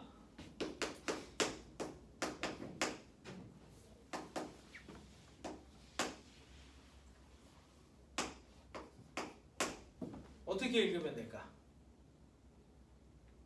살기다. 어? 야. 이거 일단 뭐야? 그렇지. 쌍기역이고 얘는 아. 얘는 이니까 깨. 그다음 이거를 두 번째 세 번째는 으라고 읽었으니까 깨드르. 깨다 다르다. 그렇지. 깨드르 그럼 이상한데 융통성 있게 읽으면 깨달아. 발음이 뭐랑 같아? 무엇을 깨닫다. 깨달아. 오케이? 알겠니? 왜 그러냐면 자, 첫 번째는 이게 글자 때문에 두 번째가 뭐냐면 옛날에 뭐가 없었어? 표준 발음법이 없었. 아니 표준 그 맞춤법이 없었어. 한글 맞춤법. 그러니까 자기 발음대로 그냥 쓰는 거야. 그러니까 똑같은 거를 어떤 사람은 이렇게 발음하고 어떤 사람은 저렇게 발음하면 표기도 달라지고요. 같은 단어에 대해서도 한 사람이 처음에는 뭐라고 발음했는데 나중에는 다르게 발음하고 막 이래요. 오케이? 대표적으로 실음이라는 단어가 어떤 사람은 실음, 앞에는 실음으로 나오고 뒤에는 이렇게 나와요. 같은 단어야. 발음이 조금 다르다 싶으면 표기도 좀 달라지니까 발음을 중심으로 보시면 된다는 거 알겠지? 두 번째. 문맥적 의미 파악. 여기가 중요한데요. 선생님 봐봐. 문맥적인 의미 파악이 뭐냐면 이런 거야. 우리가 내신을 하면 작품을 되게 자세하고 구체적으로 감상하잖아요. 그치? 여러분들 1학기 때 문학 내신 대비했던 거 좀 생각해 보시면 또는 1, 2학기 통틀어서 문학한 거 생각해 보면 고전 같은 거 나면 엄청 자세하게 그 작품을 감상하고 무슨 말인지 다 알고 넘어가잖아요. 그치? 근데 수능에서는 모르는 작품이 만일에 출제가 되면 자 대표적으로 올해 월서는 16격인가라는 작품이 나왔는데 그 작품은 수능 완성이 수능 특강에 있어요. 근데 일부는 수능 특강에 있던 부분이 그대로 나왔고 일부는 아닌 부분이 또 나왔어요. 이게 요새 또 트렌드예요. 그러면 아는 부분은 했으니까 좀 쉽게 볼 수 있는데 안 한 부분들은 구체적으로 해석할 수 있는 게 아니잖아. 그지? 그러니까 그런 부분들은 단어 하나하나에 너무 집착할 필요 없이 전체적인 맥락을 보는 게 중요해요. 알겠지? 그래서 두 가지 요령이 있는데 하나는 될 수 있으면 선 스킵. 모르는 단어 나오면 이제 먼저 스킵하세요. 선 스킵. 그 다음에 후 확인. 먼저 스킵을 해. 전반적인 전체적인 내용을 봐. 그리고 대충 이런 내용이구나 한 다음에 다시 돌아가서 아까 스킵한 부분들 다시 한번 좀 판단해 볼 수 있는 보시는 정도로 보면 돼요. 그러니까 전체 맥락을 보는 게 중요하고 대부분의 고전 논문에는 보기가 있어요. 그래서 보기를 좀 먼저 보면 보기를 먼저 확인하면 문맥적인 의미를 대충 감을 잡을 수 있어요. 이게 뭐에 대한 얘기구나 라는 거. 오케이? 그 다음에 세 번째 네. 주요 어휘들은 암기하는 게 좋아요. 오케이? 잠깐만 네 번째 같이 연결해서 갈게요. 그 다음에 주요 작품은 자세하게 감상해 두는 게 좋아요. 선생님 근데 주요 어휘가 뭔지 주요 작품이 뭔지 어떻게 압니까? 이게 두 가지가 일단은 물론 기출에 나온 것을 보는 게 먼저고요. 그 다음에 기출과 함께 뭘 보셔야 되냐면 수특 아니 이렇게 하면 안 되지. EBS 연계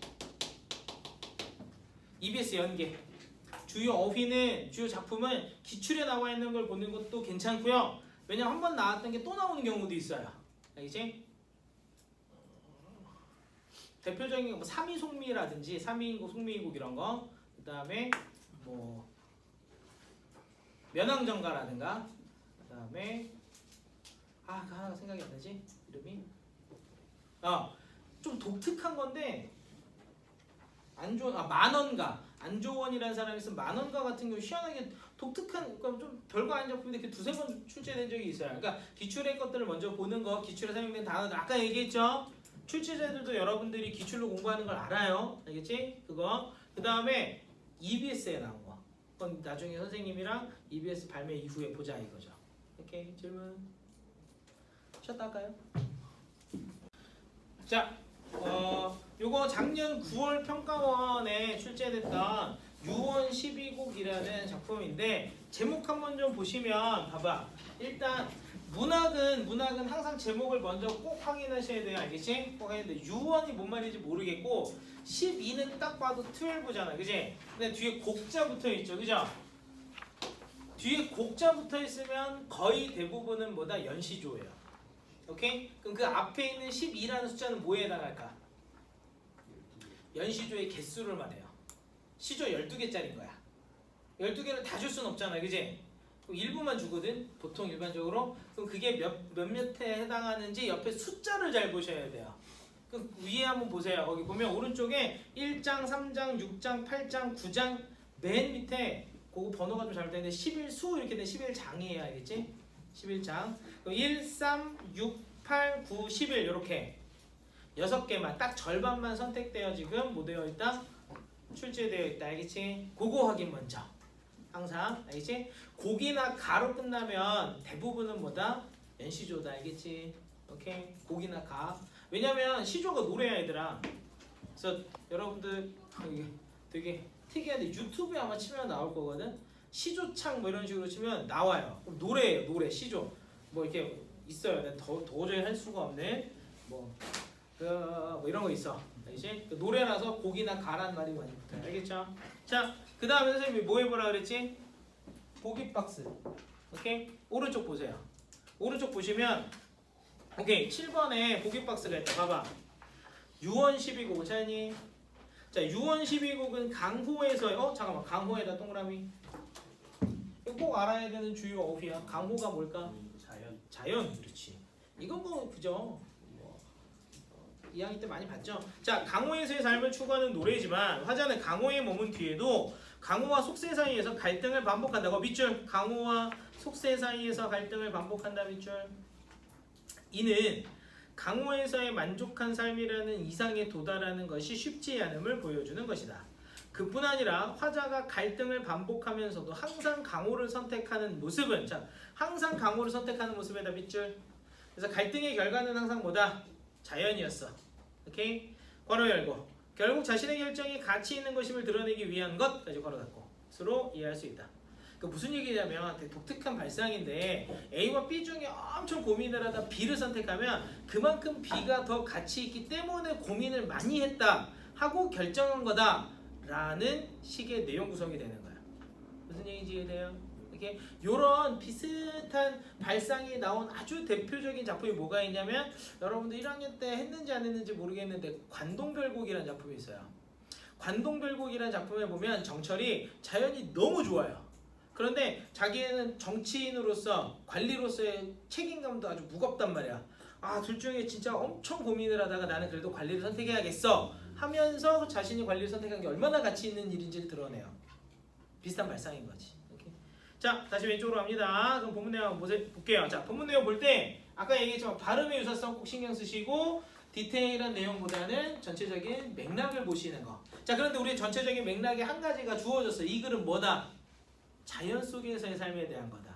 조금 더 디테일하게 가면 자연과 속세랑 갈등하다가 자연을 선택한 이야기다. 알겠지? 그럼 맥락이 주어진 상태니까 조금은 보기 편하죠? 보세요.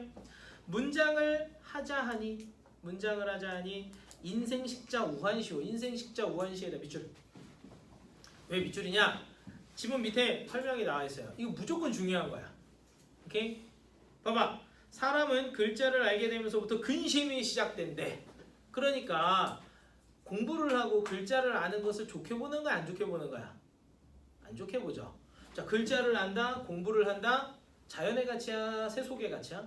그렇지. 보자. 공맹을 배호려 하니. 자, 배호려 하니에다 밑줄. 자, 발음을 가지고 생각해 보자. 배호려 하니 무슨 말일까? 배우려 하니. 그렇지. 배우려 하니 밑줄. 도약 등처나 불가급에다 밑줄 하세요. 밑에 나와요. 뭐라고 되어 있냐? 도는 하늘로 올라가는 것과 같아 미치기 어렵다. 즉 제대로 수행해내기 힘들다 이런 거죠. 되니? 네. 이로다 이내 몸 쓸데없사니. 쓸데없사니 밑줄. 이내 몸 쓸데없사니는 무슨 말일까? 그렇지. 이내 몸이 쓸데없다, 쓸모없다 이런 거야. 그지? 오케이? 그러니 성대농포 되오리라. 성대농포에다가는 동그라미 하세요. 왜 동그라미냐면 일단 첫 번째 밑에 성대농포가 뭐냐? 태평성대 농사를 짓는 거야. 태평성대 농사 짓는 게 세속의 가치야, 자연의 가치야? 자연의 가치예요. 그죠? 세속의 가치가 아니에요. 그 다음 두 번째 오른쪽에 뭐라고 되어 있는 되오리라 이렇게 돼서 리라에다가 물 껴놨어요. 리라. 뭐뭘 리라면 뭘 드러내? 의지. 그렇지. 그러니까 이 사람 성대농포 하겠다는 의지를 드러내. 그러니까 성대농포가 좋은 거니까 안 좋은 거니까? 그러니까 성대농포에다 동그라미야. 됐니? 자, 그러니까 이 사람은 지금 세속에서 공부하는 것보다는 자연 속에서 농사 짓는 게 더 나을 것 같다 이 얘기하고 있는 거야. 1장에서. 되니? 네. 자, 3장 봅시다. 홍진에다 세모하세요. 홍진. 이거는 꼭 알아야 되는 어휘. 홍진이 뭐야? 속세. 그렇지. 홍진이 속세야. 속세에서 생겨나는 붉은 먼지를 뜻해요. 꼭 기억해야 돼. 알겠지? 홍진의 절교하고. 그러니까 딱 맥락상 절교가 무슨 말일 것 같아? 교류를 끊고. 그죠? 절교하고 배군으로 위우하야. 배군에다 동그라미. 이것도 꼭 알아야 돼. 배군. 배군이 뭘까? 자연. 흰 구름. 그렇지. 자연. 그러니까 위우하야에다 밑줄 하시면 무슨 말인지 모르지만 얘랑 같이 한다, 안 한다? 같이 한다. 그러니까 홍지는 멀리하고 배군을 가까이 한다. 뭐 이런 식의 의미겠죠. 오케이? 녹수청산에다가 동그라미. 왠지 알지? 이거 뭐야? 청산. 아니, 자연. 오케이? 녹수청산에 시름 없이 늙어가네. 걱정 없이 늙어가네. 그지? 이 중에 무한지락을 헌사할까 두려워라 할 때 헌사할까에다 밑줄. 헌사할까도 좀 알아두면 좋은 단어인데 아까 선생님이 그랬죠. 모르겠는 건 굳이 뭐 할 필요 없다. 집착할 필요 없다. 일단 넘어간다 합시다. 무한지락 할 때 락자가 무슨 뜻? 즐거움. 옳지. 뭔가 즐거움. 그러니까 뭐에서의 즐거움? 자연 속에서의 즐거움. 그지? 근데 뒤에 두려워해라는 좀 연결이 안 돼. 두려워해라에다 물결하세요. 왜 자연 속의 즐거움이 두려울까? 그러니까 뭐 하면 이거는 그냥 나비두면 돼. 스킵하라고요. 선 스킵. 이제 그냥 자연 속이 즐겁다는 얘기인가 보다 하고 넘어가면 돼. 되니? 네, 인간에다 세모하세요. 인간. 인간이 뭐야? 속세잖아. 그치? 속세가 아까 여기서 인간은 근데 휴먼이 아니야 얘들아. 속세를 뜻하는 거야. 이렇게 사람 사이. 인간의 벗있단 말과 나는 알기 슬히여라. 슬히여라 밑줄. 뭔 말인지 잘 모르겠지만 긍정 부정. 부정. 인간의 벗은 속세의 가치니까 부정. 그치? 물외의 벗 없단 말과 나는 알기 즐거워라. 즐겁대. 물외에다 동그라미. 나로 하여금 즐겁게 하는 거니까 자연이겠어? 속세겠어? 자연. 그죠? 물외는 그렇게 추론할 수도 있고 꼭 알아둬야 되는 단어이기도 해요. 자연을 뜻하는 슬거나 즐겁거나 내분인간으로 슬거나 밑줄 슬거나 발음을 해보세요. 그렇지. 싫거나 즐겁거나. 그지? 오케이. 내분인간으로. 내분인간으로 밑줄. 내분순간데. 그럼 그걸로 충분하다 부족하다. 충분하다 두 글자로. 이거면 충분해. 만족. 그렇지. 만족. 거기다 내 분인간으로 밑에다 만족. 자, 그 다음에 이거 8장 잘 보셔야 돼요. 8장. 유정코 무시말산. 뭔지 잘 모르겠어. 근데 풍진붕우 이렇게 돼 있어. 풍진을 잘 보셔야 돼요. 풍진. 얘랑 되게 비슷한 단어가 앞에 나왔어. 뭘까 찾아봐. 풍진하고 비슷한 거. 홍진. 그렇지. 풍진, 홍진. 한자도 잘 봐봐. 같은 글자야 진짜가. 그지? 이게 무슨 글자냐면 먼지 진짜예요. 그러니까 얘도 뭘로 보는 게? 속세의 가치로 보는 게 맞겠지. 그러니까 유정코 무심할사는 어떤 속세의 가치인 거야. 그리고 밑에 그 반대죠. 이번에는 무심코 유정할사니까 반대니까 무조건 강호는 당연히 뭐가 되는 거야?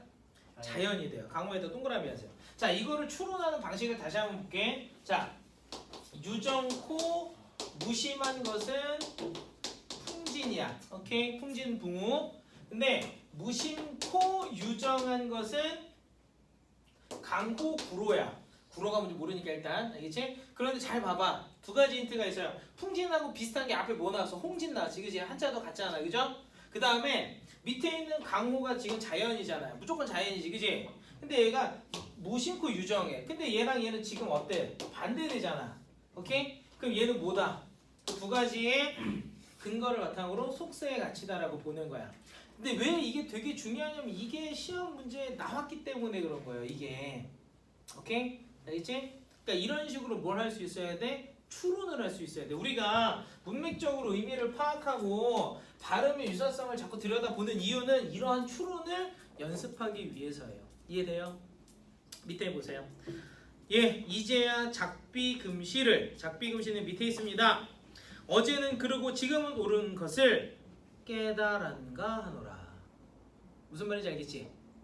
이제 시옷 기억 아래야 이 깨달았나 하노라. 이제 내가 깨달았대. 됐죠? 밑에 보세요. 도평택 기관거 밑줄. 밑에 봤더니 도연명이 벼슬을 버리고 떠난 거야. 오른쪽에 태부 걸해귀 밑줄 하세요. 태부 걸해귀는 한나라 태부 소강의 사직을 간청한 건데 우리가 주목할 게 두 가지가 있어. 일단 한나라는 우리나라야 중국이야? 중국의 이야기네. 그 다음에 지금 앞에 있는 도평택 기관거랑 태부 걸해귀가 공통된 내용이 있어. 뭐야? 벼슬을 버렸다라는 거. 오케이? 도평택 기관거는 벼슬을 버렸고 태부 걸해귀는 사직을 간청했대. 같은 거죠. 그니 호연 행색을 뉘 아니 불어하리. 뉘 아니 불어하리에다 밑줄. 뉘 아니 불어하리는 누가 아니 부러워하리. 부러워한다고 안 한다고? 부러워한다. 그렇지. 설의. 그죠? 설의. 알고도 부지지하니. 부지지는 밑에 그만둬야 할 때를 알지 못한대. 그죠? 알고도 그만둘 때를 알지 못하니. 그러니까 이런 거야. 도평택, 그러니까 도연명이나 그 다음에 태부라는 사람이 태부 소광이라는 사람이 벼슬을 버린 게 얼마나 좋고 부러운 일인지 나는 알거든. 그런데도 벼슬을 그만두지 못하니 밑 옆에 나도 몰라 하노라. 지금 뭐 하고 있는 거야? 갈등하는. 그렇지. 고민하는 거야. 근데 저 사람들이 벼슬 버린 게 얼마나 부러운 일인지 아는데 왜 나는 알고도 그걸 그만두지 못하는가? 그만둘 때를 알지 못하는가? 그것이 참 고민스럽다, 갈등스럽다 이런 얘기지. 그죠? 이해돼요? 마지막으로 인간의 인간 뭐라고요? 속세 풍우 다하니 많으니 무스일. 자 뒤에 봐봐. 머무나뇨로 밑줄을 하면 자 머무는요. 그지? 아래아를 웬만하면 두 번째 이에서는 으로 먼저 읽어보라 그랬지, 그지? 머무는요 무슨 말일까? 머무느냐, 그렇지. 머무느냐 발음을 가지고 인간에 왜 머무느냐지, 그지? 그러니까 속세에 머물 이유가 있다 없다? 없다. 물외에다 동그라미 물외에 연하 조카니는 뭐야? 발음 조금 이상한데 조카니? 만족하니, 그지? 무스일 아니가리 왜 안 가겠는가? 간다 안 간다? 간다. 이제 가려 정하니에다 밑줄. 갈등이야 선택이야? 선택. 일흥계화노라 물결. 일흥계화노라 무슨 뜻일까? 그렇지. 좋다. 일자 빼면은 훨씬 더 읽기 편해요. 흥겨워하노라. 오케이, 질문 됐어요? 네. 이렇게 읽는 연습을 좀 해보시라는 거예요. 뒤에 5개 지문이 있어요, 알겠죠? 오른쪽에 문제를 그럼 한번 풀어볼 텐데, 네, 6, 7, 8번 다 풀어봅시다. 자, 영상 잠깐 끊고 문제 풀어보세요. 자, 6번 한번 봅시다. 6번. 이 옆에 있는 글이 가잖아요. 거기 가 있죠? 가에 대한 설명으로 적절한 것은 몇 번? 1번. 대조적인 소재 뭐 자연과 속세를 드러내는, 그지? 7번에 적절하지 않은 거? 4번. 구장의 중장이 뭐냐면요. 지금 보세요. 구장의 중장은 호연 행색을 뉘 아니 부러워할인데 그것에 속세의 미련을 갖게 하는 가치를 언급함으로써 화제 갈등이 드러난다고? 에이, 아니에요. 여기에서 그들이 부러운 이유는 그들이 속세를 선택하지 않은 거예요. 오케이? 그러니까 속세를 나도 저 사람들처럼 선택하면 안 되는데 하는 갈등이 생겨나는 거지. 그치? 자, 8번이 가장 어려웠어요. 8번 몇 번? 5번이에요. 화자가 물의 벗과 위우하고자 하는 이유는 유정코 무심하기 때문인데 유정코 무심한 것은 이것의 가치죠. 그죠? 강호의 가치에 반대잖아요. 그러니까 풍진의 물의 벗과 위우하는 건 물의 벗이 이건데, 그지? 오케이? 이 가치랑 연결시키면 안 되고 뭐라고 해야 돼? 무심코 유정하기 때문이라고 해야지. 됐니? 네. 4번, 5번, 7번. 그러니까 지금 요 문제가 봐봐. 지금 방금 전에 그 8번, 5번 이거랑 딱 관련된 거지. 이 해석을 할 수 있어야 접근할 수 있는 거야. 근데 이 해석만 하면 끝나는 그냥 이건. 그러니까 너무 뭐 할 필요 없어요. 내가 고전 논문을 엄청 많이 봐야 된다. 고전 논문을 빠삭하게 그러지 않아도 돼요. 연습만 잘하면 돼요. 고전 논문은. 알지? 방향성을 잘 잡는 게 중요합니다. 질문. 자, 그다음에 넘어가서 8페이지에 문법인데 선생님 봐봐. 선생님이 뭐라고 했었는지 기억나요? 문법은 개념을 일단 정확하게, 알겠지? 그래서 꼭 필요한 거 위주로만 개념을 돌릴 거예요, 한번. 알겠죠? 근데 시간이 우리가 많지 않으니까 개념을 한번 돌리고 문법과 관련해서는 진짜로 좀 내가 문법이 부족하다는 사람들 영상을 꼭 다시 한번 꼭 보셔야 돼요, 알겠지? 근데 그걸 개념을 한번 돌려놔야 문제를 푸는 걸로 접근해 들어갈 수 있어요. 그때 문제를 풀러가서 문제를 어떤 식으로 접근해서 풀어야 한다 했을 때 개념을 몰라가지고 이게 뭐더라 하게 되면 문제 풀이로 연결이 안 돼요. 알겠지? 잊지 마시고 보세요. 8페이지 의문. 자, 먼저 그 앞에 의문의 개념과 체계라고 되어 있는데 의문이 뭐냐면 밑에 보세요. 의문 밑줄 단어의 뜻을 구별해주는 소리의 최소 단위에다 밑줄 하세요. 의문이 뭐라고요? 뭐 해주는? 그렇지. 소리의 최소 단위입니다. 그래서 얘는 뭐가 중요하냐면 이 자체로는 의미가 없어요. 이 자체로는 의미가 없고 얘가 뭐라는 게 중요하다. 소리의 최소 단위다. 소리가라는 점이 중요해요.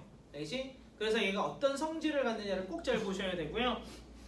밑에 예를 보면 자, 얘들아 물과 불은 뜻이 같아 달라? 뭐 때문에 다르죠? 미음과 비읍 때문에. 그지? 됐니? 그러니까 얘네들이 이 미음 비읍이 뭐다? 의문이야. 그지? 근데 이런 애를 뭐라고 부르냐면 밑에다 적어 초성이라 불러요. 미음 비읍에 밑줄 쳐져 있죠? 옆에 거기다 초성이라고 쓰시고. 그러면 물하고 말은 뭐 때문에 달라? 우와. 그렇지. 우하고 아 때문에 다르죠. 이런 애를 뭐라 불러? 중사. 그렇지. 중성이라고 부르고. 물하고 묵은 뭐 때문에 달라? 어? 그렇지. 리을과 기역 때문에 다른 얘를 뭐라 불러? 종성이라고 불러. 까먹으면 안 돼요. 초성, 중성, 종성이에요. 알겠죠?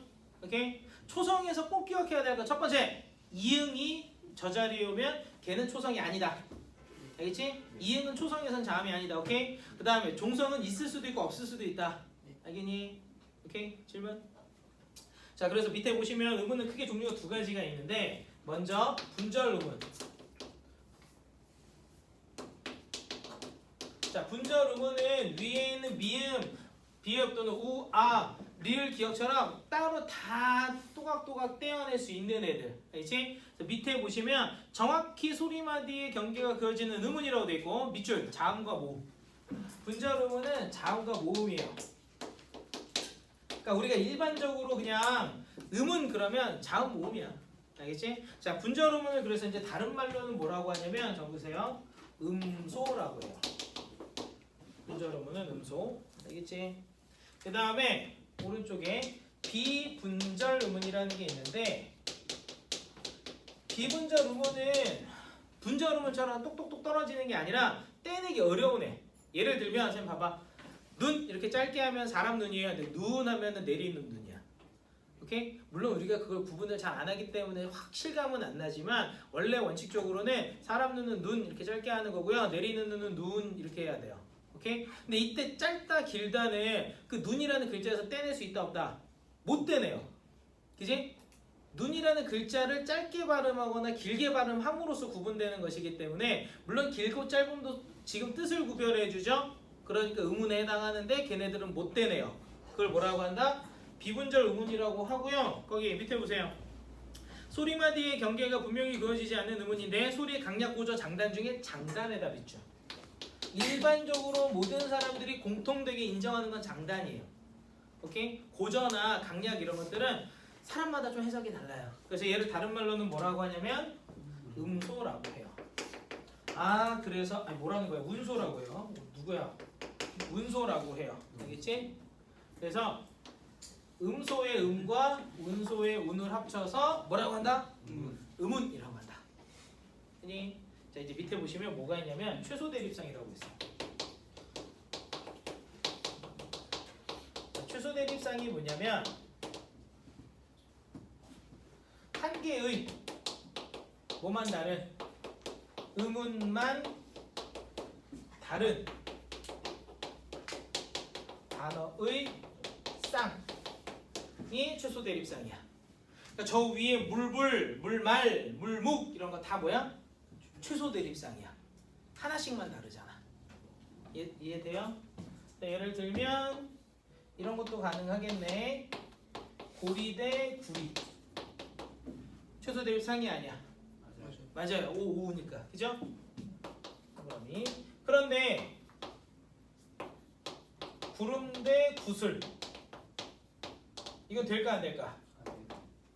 어? 안 돼. 좀 미음하고 시음만 다른 거 아니야? 어? 름 할 때 리을, 미음, 미음. 슬 할 때 시옷, 리을이니까. 미음, 시음만 다른 거야 아니야? 아니에요. 왜냐면 종성과 초성은 소리가 달라요, 아예. 오케이? 그러니까 지금 초성에 있는 리을하고 종성에 있는 리을은 다른 거야, 소리가. 오케이? 그러니까 저기 뭐야? 자리가 달라지면서 공통되는 건 없어요. 알겠니? 이거는 최소 대립상이 안 돼요. 이해되니? 두 가지가 다른 거예요. 알겠죠? 질문? 됐어? 자, 이제 밑에 자음체계. 자, 거기 자음체계 옆에 빈 공간에다가요. 적으세요. 자음. 자음이 뭐냐면 좋은 기관의 좋은 기관은 뭐냐면 입안에 있는 입술 또는 혀, 뭐 입천장 이런 것들을 좋은 기관이라 그래요. 알겠죠? 좋은 기관의 방해를 받아나는 소리. 그러니까 자음은 자연적으로 나는 소리가 아니라 억지로 방해를 일으켜서 내는 소리, 장애를 일으켜서 내는 소리예요. 알겠니? 오케이? 억지로. 무슨 말인지 이해돼? 그래서 잘 들어야 돼. 얘네들은 뭐가 있냐가 중요하지 않고요. 뭐 바닷가 이런 거 중요하지 않고요. 뭐가 중요하냐면 어디에서 방해가 일어나느냐, 어떤 식으로 방해를 일으키느냐, 두 가지. 오케이? 그래서 어디에서가 뭐에 해당하냐면 조음 위치예요. 조음 위치는 크게 5개가 있는데 발음 기간도를 보면서 하면 조금 편해요.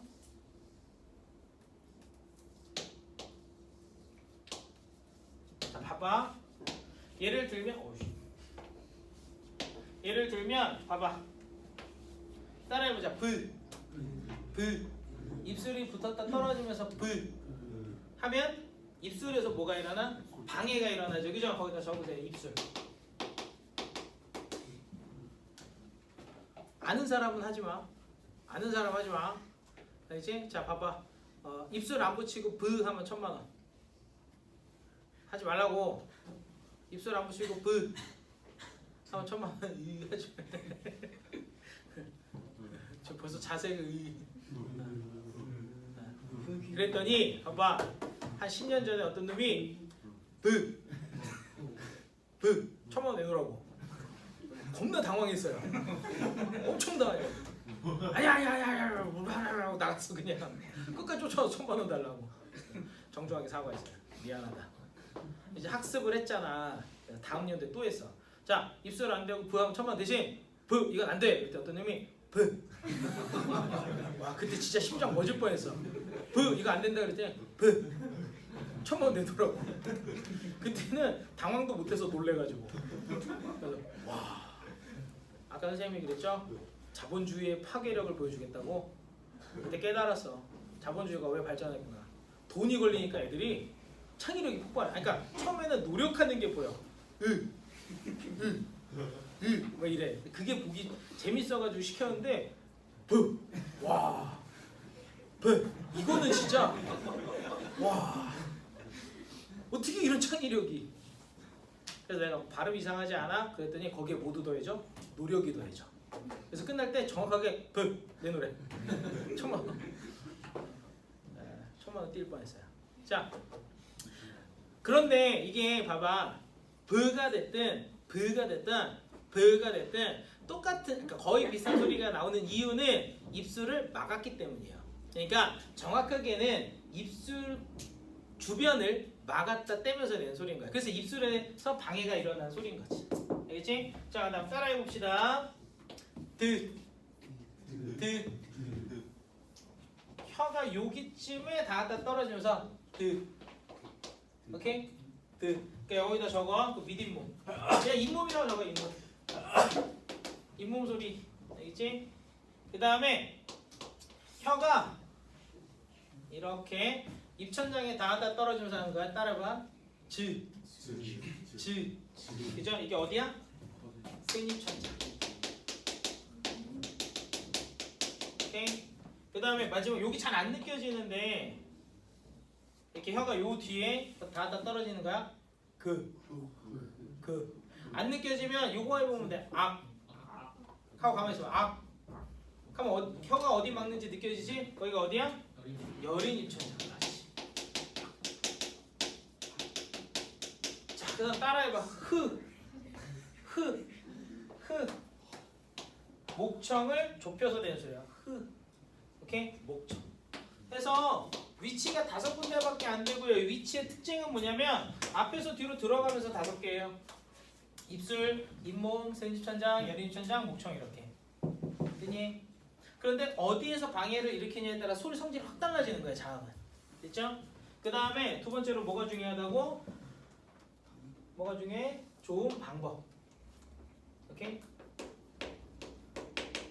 자, 두 번째로 좋은 방법이 중요한데 일단 안울림 소리. 대부분의 자음은 안울림 소리. 안울림 소리 중에서도 첫 번째가 뭐냐면 파열음이에요. 적으세요. 파열음. 파열음 뗐다, 그러니까 붙였다 떼면서 내는 소리인데 따라해봐. 이 세 가지. 오케이? 그 다음에 한 칸 남겨놓고 밑에 내려와서 마찰음. 오케이? 마찰음은 스쳐 나온 소리야. 따라해봐. 스, 흐 이렇게. 그렇지? 마찰되는 소리. 그 다음에 두 번째는 이제 파열시켰다 마찰하는 거라 그래서 파찰음인데, 오케이? 따라해봐.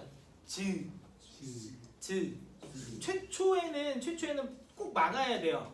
근데 막으면서 확 벌어지는 게 아니라 자, 이게 아니라 즈 살짝만 떼서 스쳐 나오게.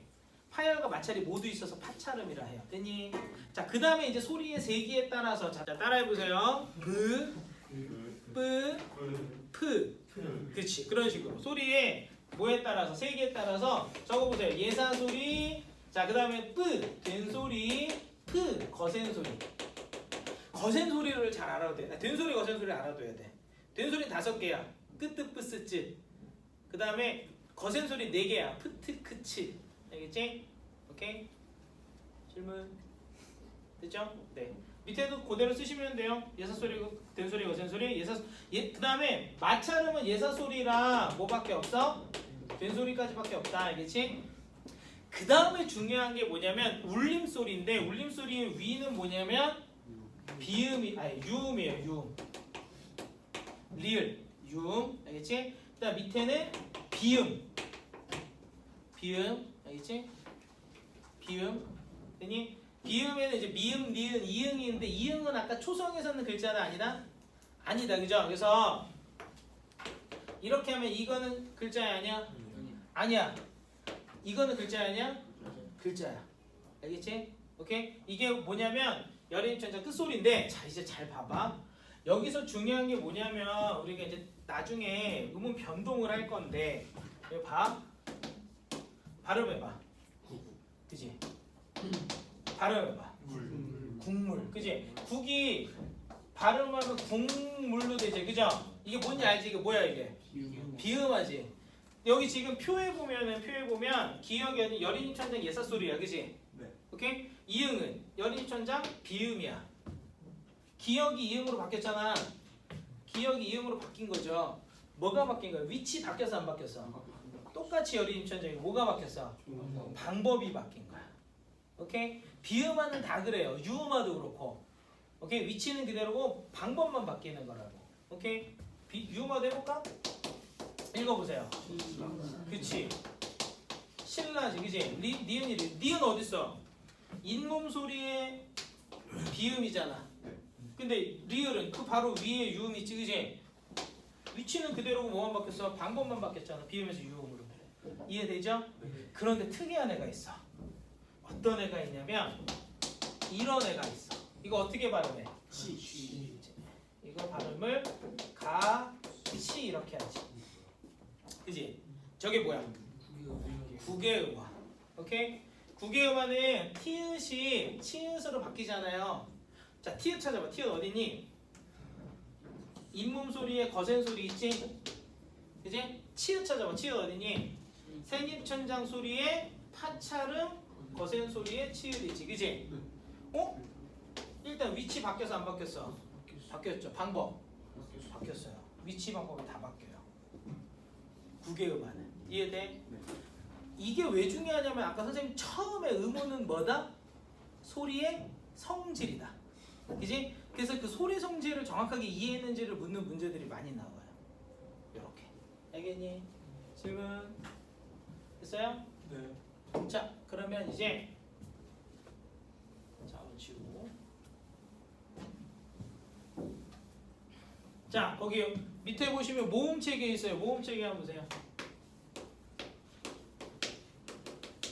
모음 체계는 옆에다 그럼 당연히 모음을 써야 되겠지? 모음은 뭐겠어? 어? 방해 없이 나는 소리예요.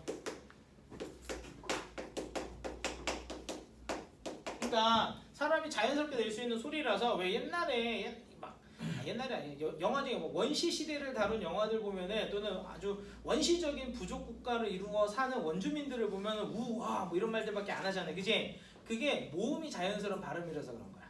오케이? 그래서 모음은 크게 단모음과 자 거기 단모음. 단모음은 밑줄 하세요. 발음하는 동안 입모양이 일정한 모음으로 10개입니다. 발음하는 동안 입 모양이 안 바뀌는 거야. 자, 따라해봐. 우 이런 식으로 발음할 때 안 바뀌는 거고 밑에 표 밑에 내려오면 이런 빈칸이 지그지 이게 뭐겠어? 이중모음. 이중모음은 발음하는 동안 입술 모양이나 혀 위치가 달라지는 모음으로 반모음 J 또는 W가 있대요. 오케이? J 또는 W. 그럼 J는 뭐냐면 이 발음에 가깝고 W는 오나 우 발음에 가까워요. 알겠죠? 일단 여기까지 놓고 올라가서 다시 단모음 체계 한번 봅시다. 자, 단모음은 분류표가 있는데 혀가 앞이냐 뒤냐에 따라 입술 모양이 어떠하냐에 따라 그다음에 혀의 높낮이가 어떠하냐에 따라 나누어지고요. 알겠지? 자, 봐봐. 혀가 일단 앞으로 나오면 앞전자에 혀설자 써서 뭐라 그래? 전설. 그러면 뒤로 가면 후설. 입술 모양이 평평하면 평순, 동그라면 원순, 평평하면 평순, 동그라면 원순. 혀의 높이가 높으냐 낮으냐에 따라서 고, 중, 저 이렇게 가요. 오케이? 되니? 그래서 요거는 뭐부터 보는 게 좋으냐면 후설 평순으로 보시면 돼요. 이거를 뭐 할 필요가 없냐면 무슨 뭐래더라? 그게 키위를 주게 되었어 내가? 이렇게 외울 필요가 없어요. 그러니까 그렇게 외우셔도 되긴 하는데 그렇게 외우면은 단모음에 뭐가 있는지는 외우지만 걔네들 성질을 알 수가 없어. 오케이? 알겠지? 뭐 그렇게 외우면 된대. 뭐 키위를 주게 되었어 뭐 내가 뭐 이렇게 해. 중학교에서 그렇게 하나 봐요. 그렇게 안 해도 돼요. 알겠지? 성질이 중요해. 자, 뭐부터 외우냐면 평순. 평순의 후설의 평순 봐봐. 자, 따라해봐. 자, 턱에다 손 이렇게 대고 어떻게 돼요? 지금 턱이 내려가죠. 왜 내려가냐면 턱의 아래 턱이 혀가 고정되어 있으니까 혀가 내려가면서 턱이 내려가는 거예요. 그러니까 으가 고모음, 어가 중모음, 아가 저모음인 거야. 혀가 내려가면서 턱이 내려간 거지. 이해돼요? 그래서 얘를 입을 다물었다 해서 폐모음 닫을 폐자, 입을 열었다 해서 개모음 열개자 쓰기도 해요. 알겠지? 얘는 아무것도 없고, 그 다음에 자 동그란 거야. 자 따라해봐. 우, 오 내려가지, 그지? 우, 오. 선생님 왜 원수는 저모음이 없나요? 발음이 불편해요. 입술을 동그랗게 한 데에서 저까지 내리면 굉장히 불편해요. 그렇게, 그지? 오케이? 그러니까 입술 동그란 입술이 유지가 안 돼요. 저까지 내려가면, 알겠지? 에다가 한 상태에서 입을 모으면 돼요. 자, 하지 말자. 자, 오케이. 그 다음에 여기 봐봐.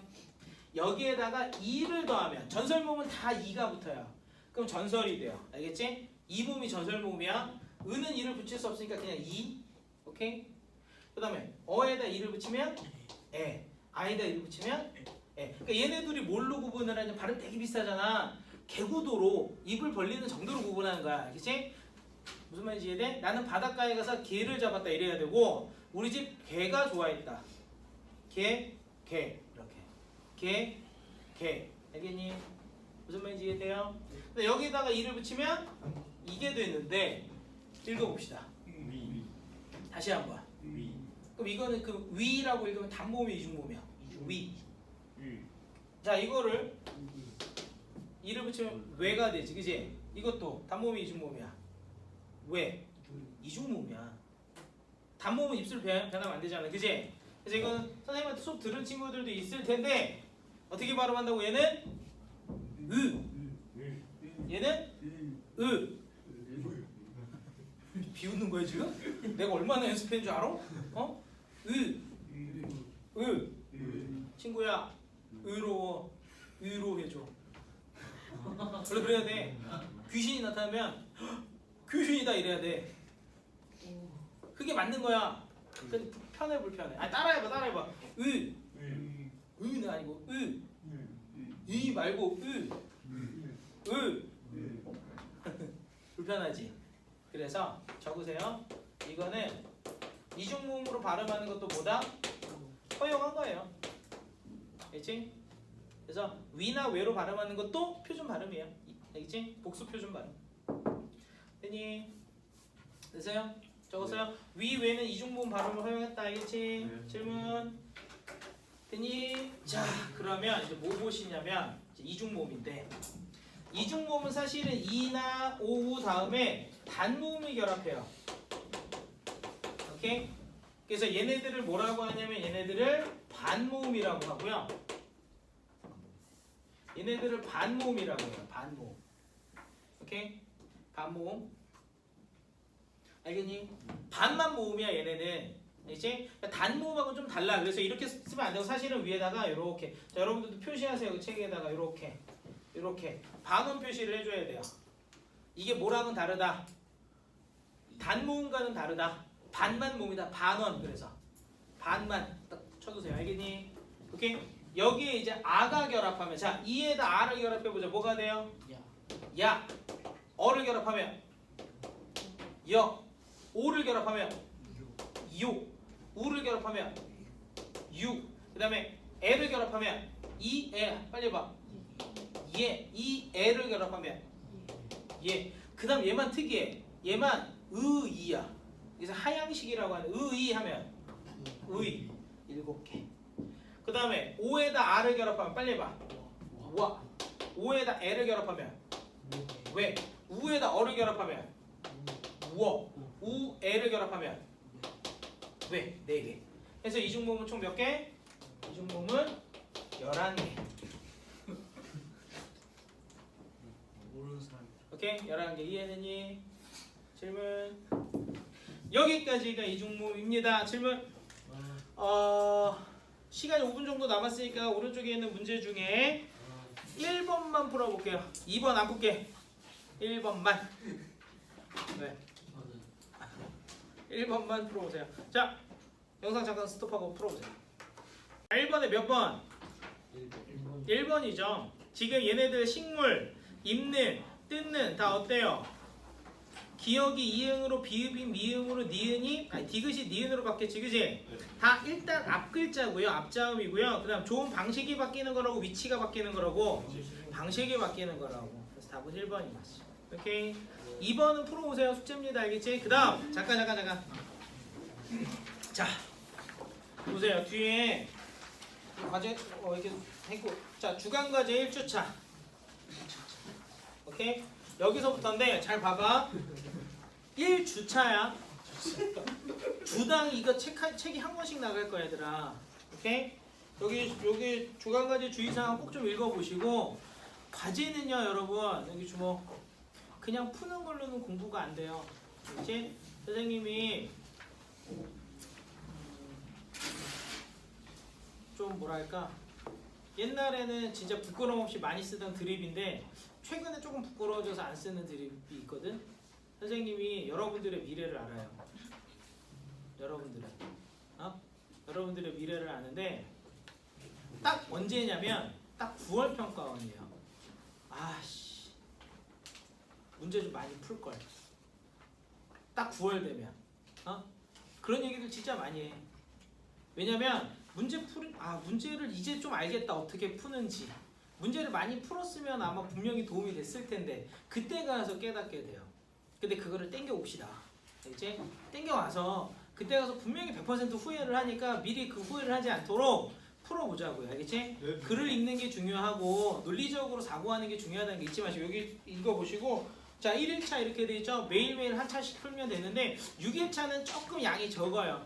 6일차는. 그러니까 1일차에서 5일차까지가 중요하고, 잘 들어. 지문을 꼼꼼히 읽으셔야 된다. 그래서 문제는 좀 틀려도 괜찮아. 지문을 꼼꼼히 읽어 오시면 다음 주에 30문항짜리 OX 퀴즈가 있어요. 그거를 뭐 해야 되냐면 와서 간단하게, 알겠지? 테스트를 해야 되니까 꼼꼼하게 읽어 오시고, 알겠지? 숙제에서 이렇게 OX가 나오는 거예요, 아니면? 숙제에서 나올 확률이 높죠. 숙제에 있는 걸 좀 변형을 해가지고 논리적으로 판단할 수 있게. 알겠지? 알겠니? 질문 됐어요? 네, 여기까지 합시다. 자, 그 다음에 이제 소리의 세기에 따라서, 자, 따라해봐. 브, 뿌, 뜨. 뭐라고 한 거지?